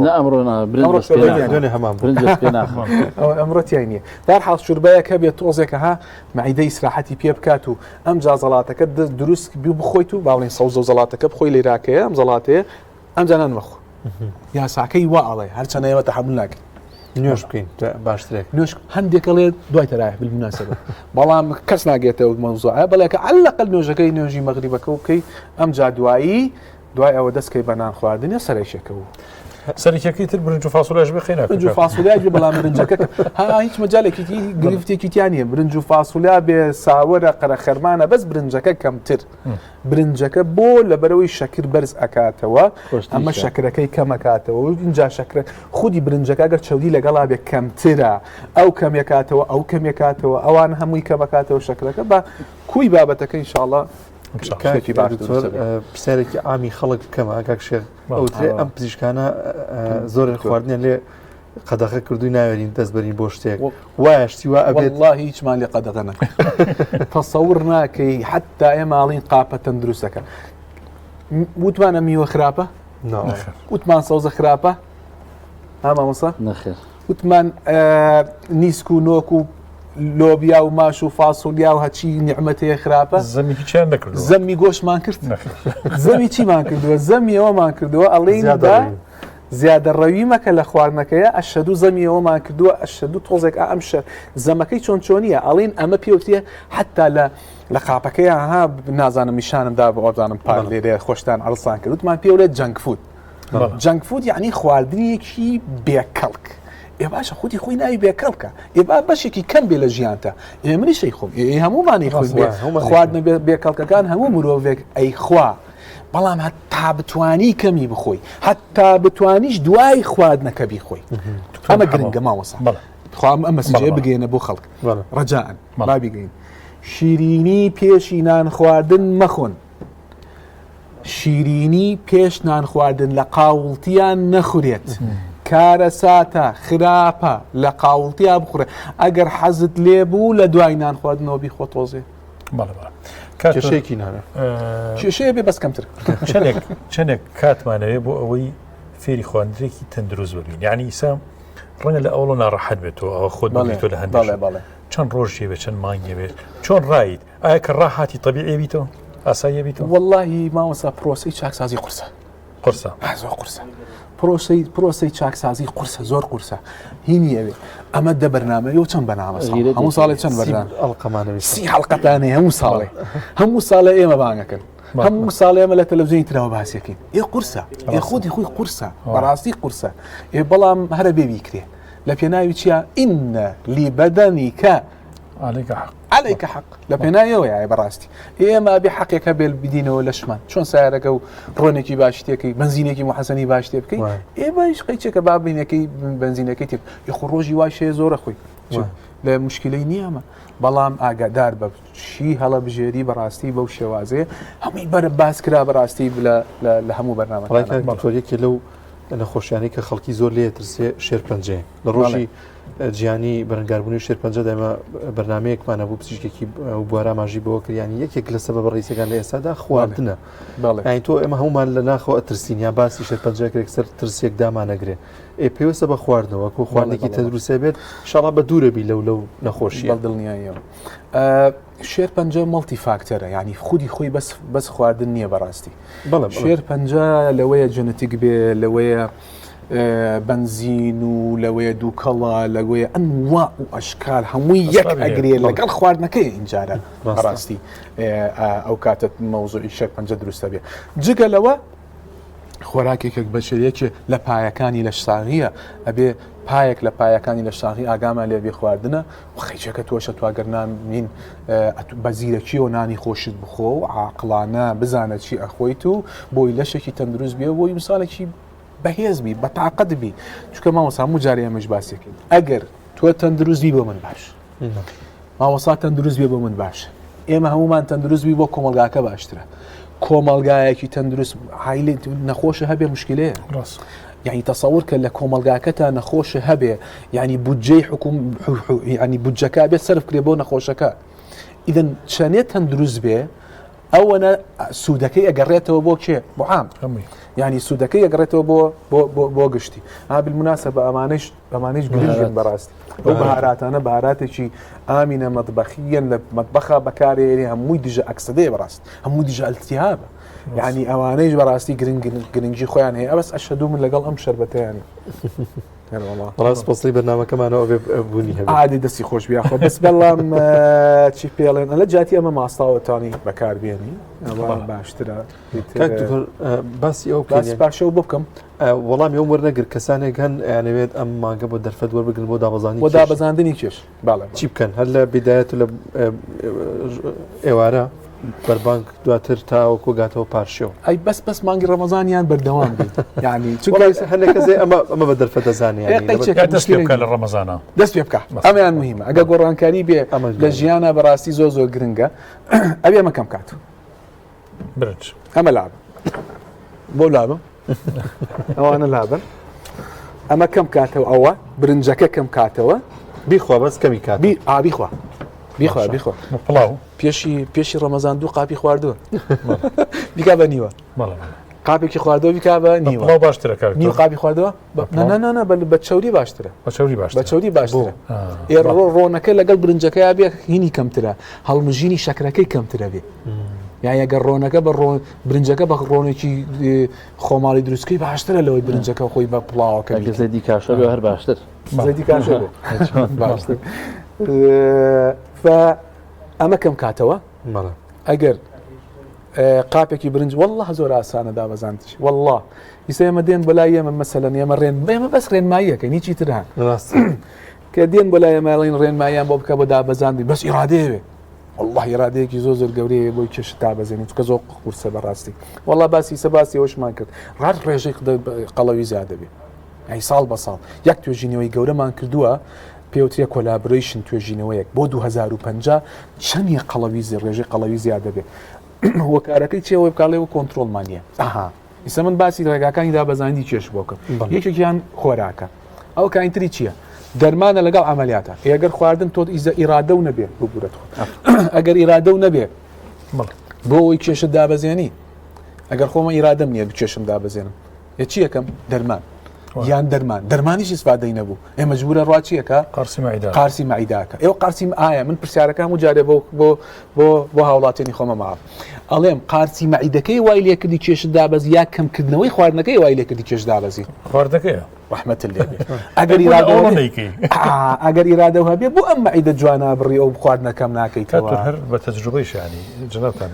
ئەڕی ساسیوان ئەوانی قارسی مەعیدەشەکەن ئەگەر پارێز نەکەن وردەچێتەوە شوێنی خۆی بە دڵنیاییەوە چەنەها نمونەمان هەیە بەڵام ڕەمەزان وەکو ماوەسا فەرمی بیکە دەرفەتێکە توانی 5 کیلۆ دابەزێنی 4 کیلۆ دابەزێنی بەس ئەوە نە بەخۆ کەمکردنەوەی خواردنەکە و چکە مەترسە کاکە بۆ خاتری خوا تۆ 10 کیلۆ هەیە بەشی 44 ڕۆژێک ئەگەر یەک تۆزە زیاوکە بەشی هەر هیچیش نەخۆی تەسەورکە مەبەستم چییە؟ مەبەستمەوەیە ئەو خواردنەیە کەم بکەیتەوە لە پاشەوە گرنگی بەچی بن بڕینە بەسەر پاشی بڕینە سەر پاشی بەس ئەمە کەم کرێتەوە بەڕاستی بۆ ئەوەی کێشت دابەزێنی ئەبێ ئەمە کەم بکەیتەوە مەجای تیانی پرۆتینەکان و با بڵین چەوریەکانەوەوانە تۆزێک زیاتر بخۆی مشکلە نییە بەڵام بەعام کەم بکەیت و ئەمە زیاتر کەم بکەیتەوە ئەوە کە ئەڵێم ئەوە ئیتر نانەکەیشە نانەکەی شەگرێتەوە بەرنجەکەی شەکرێتەوە ساوەڕ و قەرخەرمانەکەیشە بڕینە سەر مەوزوعی پارچێ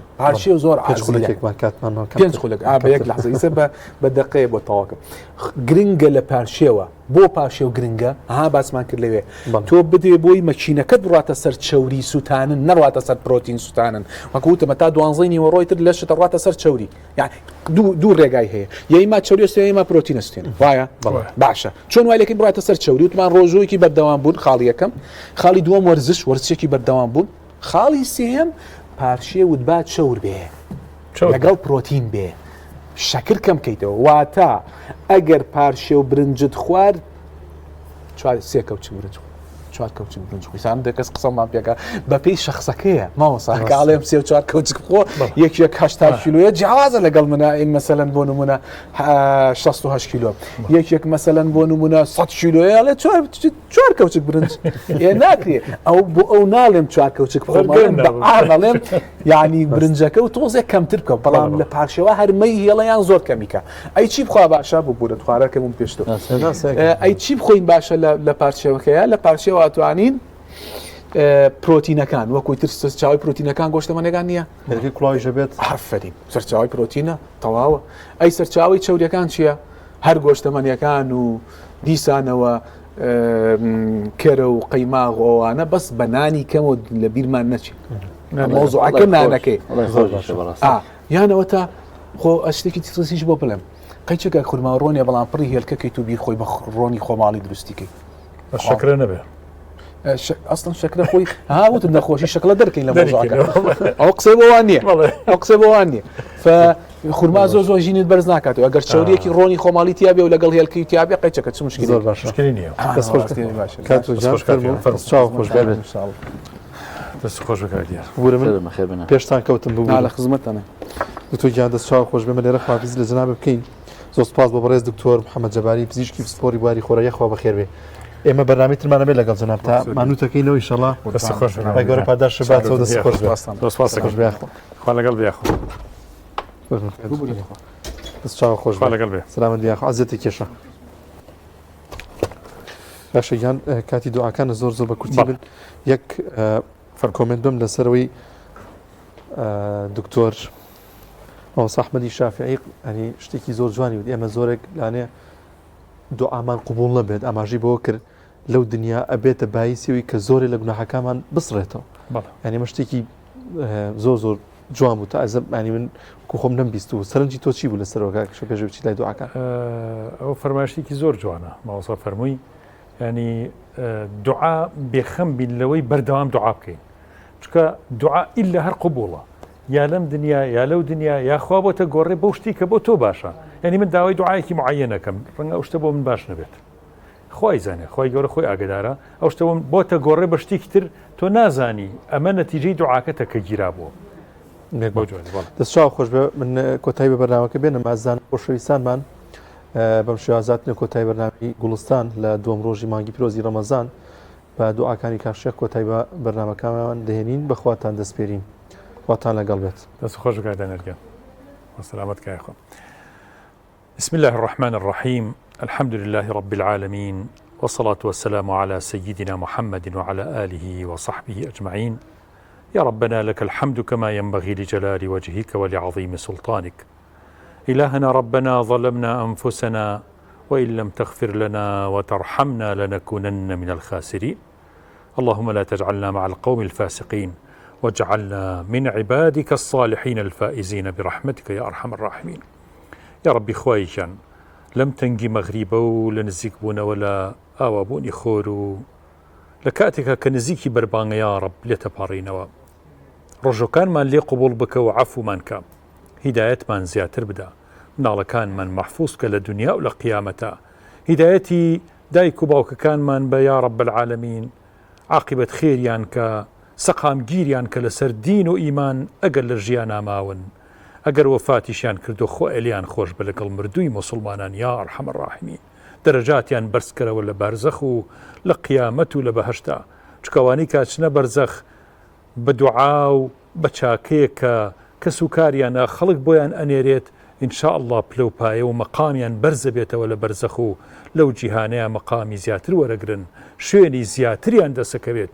یا ربی خوای بمان کەی بەو عەبدانەی کە لە دوای خۆمان چاکە بێ بە دوامانە بمان کەی بەو کەسانەی کە لە دوای خۆمان یا رب العالمین گوناه و تاوانمان کۆتایی بێت و بەس چاکەکان بە دوامانە بێت لەو کەسانە نەبین کە گوناهمان بەردەوامە بێ دوای خۆمان یا ربی خوایە درەختێک نەبین کەوا دوای خۆمان بەرێکی زۆر خراپ پێشکەش بە خەڵک بکە ئیلاහ العالمین یا ربی خوای گیان عاقبەت خێریمان بە نەسیب بکە دامەزراومان کە و ئیمانمان سەلامەت بکە لە یەکەم لەحەزاتی داغڵبوونمان بە بەرزەخ و بە قیامەت یا ربی خوای حەپەساو نەبین ئیلاه العالمین تعزیب دراوەکان نەبین سەرشۆڕەکان نەبین ڕووزەردەکان نەبین یا ربی خوای لە هەموو گوناه و تاوانەکانمان خۆش بۆ عەفومان کە ئیلاه العالمین هەر کەسێ هەر دوعا و پاڕانەوەیەکی هەیە ئێستا دوعاکانیان لێگیرا بکە وەری بگرە بە باشترین شێوە یا رب العالمین پاداشتی هەموو مسلمانە بیتەوە ئیلاه العالمین کە چاکەیەکە کات کە خێرێکەکە کە لایە لە فەقیر و هەژارێکە کاتەوە کە ئەچێتە ماڵێک و هەندێک خواردنیان بۆ ئەبا ئیلاه العالمین خێر و بێری مسلمانان قبول بکە لە مانگی پیرۆزی ڕەمەزانە و بە شوێنی شیاوی خۆیان بگایە ئەرحەمە الراحمین یا ربی خوای گیاندا مەزراومان کە و ئیمانمان سەلامەت بکە قوتابیەکانمان سەرکەوتوو بکە یا رب العالمین ئەو کچ و کوڕانەی کەوا نەچونەتە ژیانی هاوسەرەتی بە کەسی باشیان بگەێنە یا رب العالمین ئەوانەی قەرزارن قەرزەکانیان بنەوە ئەوانەی هەر مشکلە و ناڕەحەتیەکیان هەیە یا ربی مشکلەکانیان مەهێڵە شیفای نەخۆشەکان بە یا رب زۆرنەوە نەخۆشانی کە ئێستا داوای دوعاکەن لە تۆ ئەپاڕێنەوە ئیلاහ العالمین شیفایان بۆ بنێرە ئەوانی نەخۆشی دەرونیان هەیە شیفایان بۆ بنێرە ئەوانی نەخۆشی جەستەییان هەیە یا رب العالمین شیفایان بۆ بنێرە یا رب العالمین توفیقمان بەو هیدایەتمان بە ئەم مانگە مبارەکە بە باشترین شێوە ئەنجام بین و بیگرین یا رب ڕۆژوێکی باش بگرین تاعاتێکی باش ئەنجام بین تەوفیقی تۆمان لەگەڵا بێ ئەگەر تۆ تەوفیقاتمان نەیە یا رب العالمین ئێمە ناتوانین هیچ بکەین یا ربی خوایکیان حەسەنەی دنیا و ئاخرەت بڕێژی بەسەرمانە چاکەی دنیا و ئاخرەتمان بەنصیب بکە چاکەی دنیا و ئاخرەتمان بەنصیب بکە حیا و حرمەت و دین و ئیمان و کەرامەتمان پارێزراو بکە و ئەم نیشتیمان و کوردستان و عێراقەشمان بپارێزە لە هەموو شەڕ و خراپەیەک و ئاشتی و سەقامگیری و فەرەحیەت و خۆشی و هەرزانی و ڕفاهیەت ڕوو بکاتە میلەتەکەمان و تەواوی میلەتانی مسلمان یا رب هەر میلەتێک هەر کەسێ زوڵم مستەمێکی لەسەر یا رب هەر میلەتێکی مسلمان زوڵمی لەسەری لا بە یا ئەرحەمە الراحمین تەوفیقمان بەو هیدایەتمان بەو تەواوی مسلمانان بپارێزە بە تایبەتی هەموو مسلمانان و هەموو کوردانی هەر چوار پارچەی کوردستان و دەرەوەی وڵات یا رب هەر دوعا و پاڕانەوەیکیان هەیە گیرای بکەم یا ربی خوایکیان سفرە معنەویەکانمان قەرەباڵغ بکە وەک چۆن سفرە مادیەکانمان قەرەباڵغە و دەستی بۆ بین ئاوا لە ناو دەستمان لە ناو خێر و خێرات و چاکەیە بێ تا سفرە معنەویەکانیشمان قەرەباڵغ بێ اللهم آمين آمين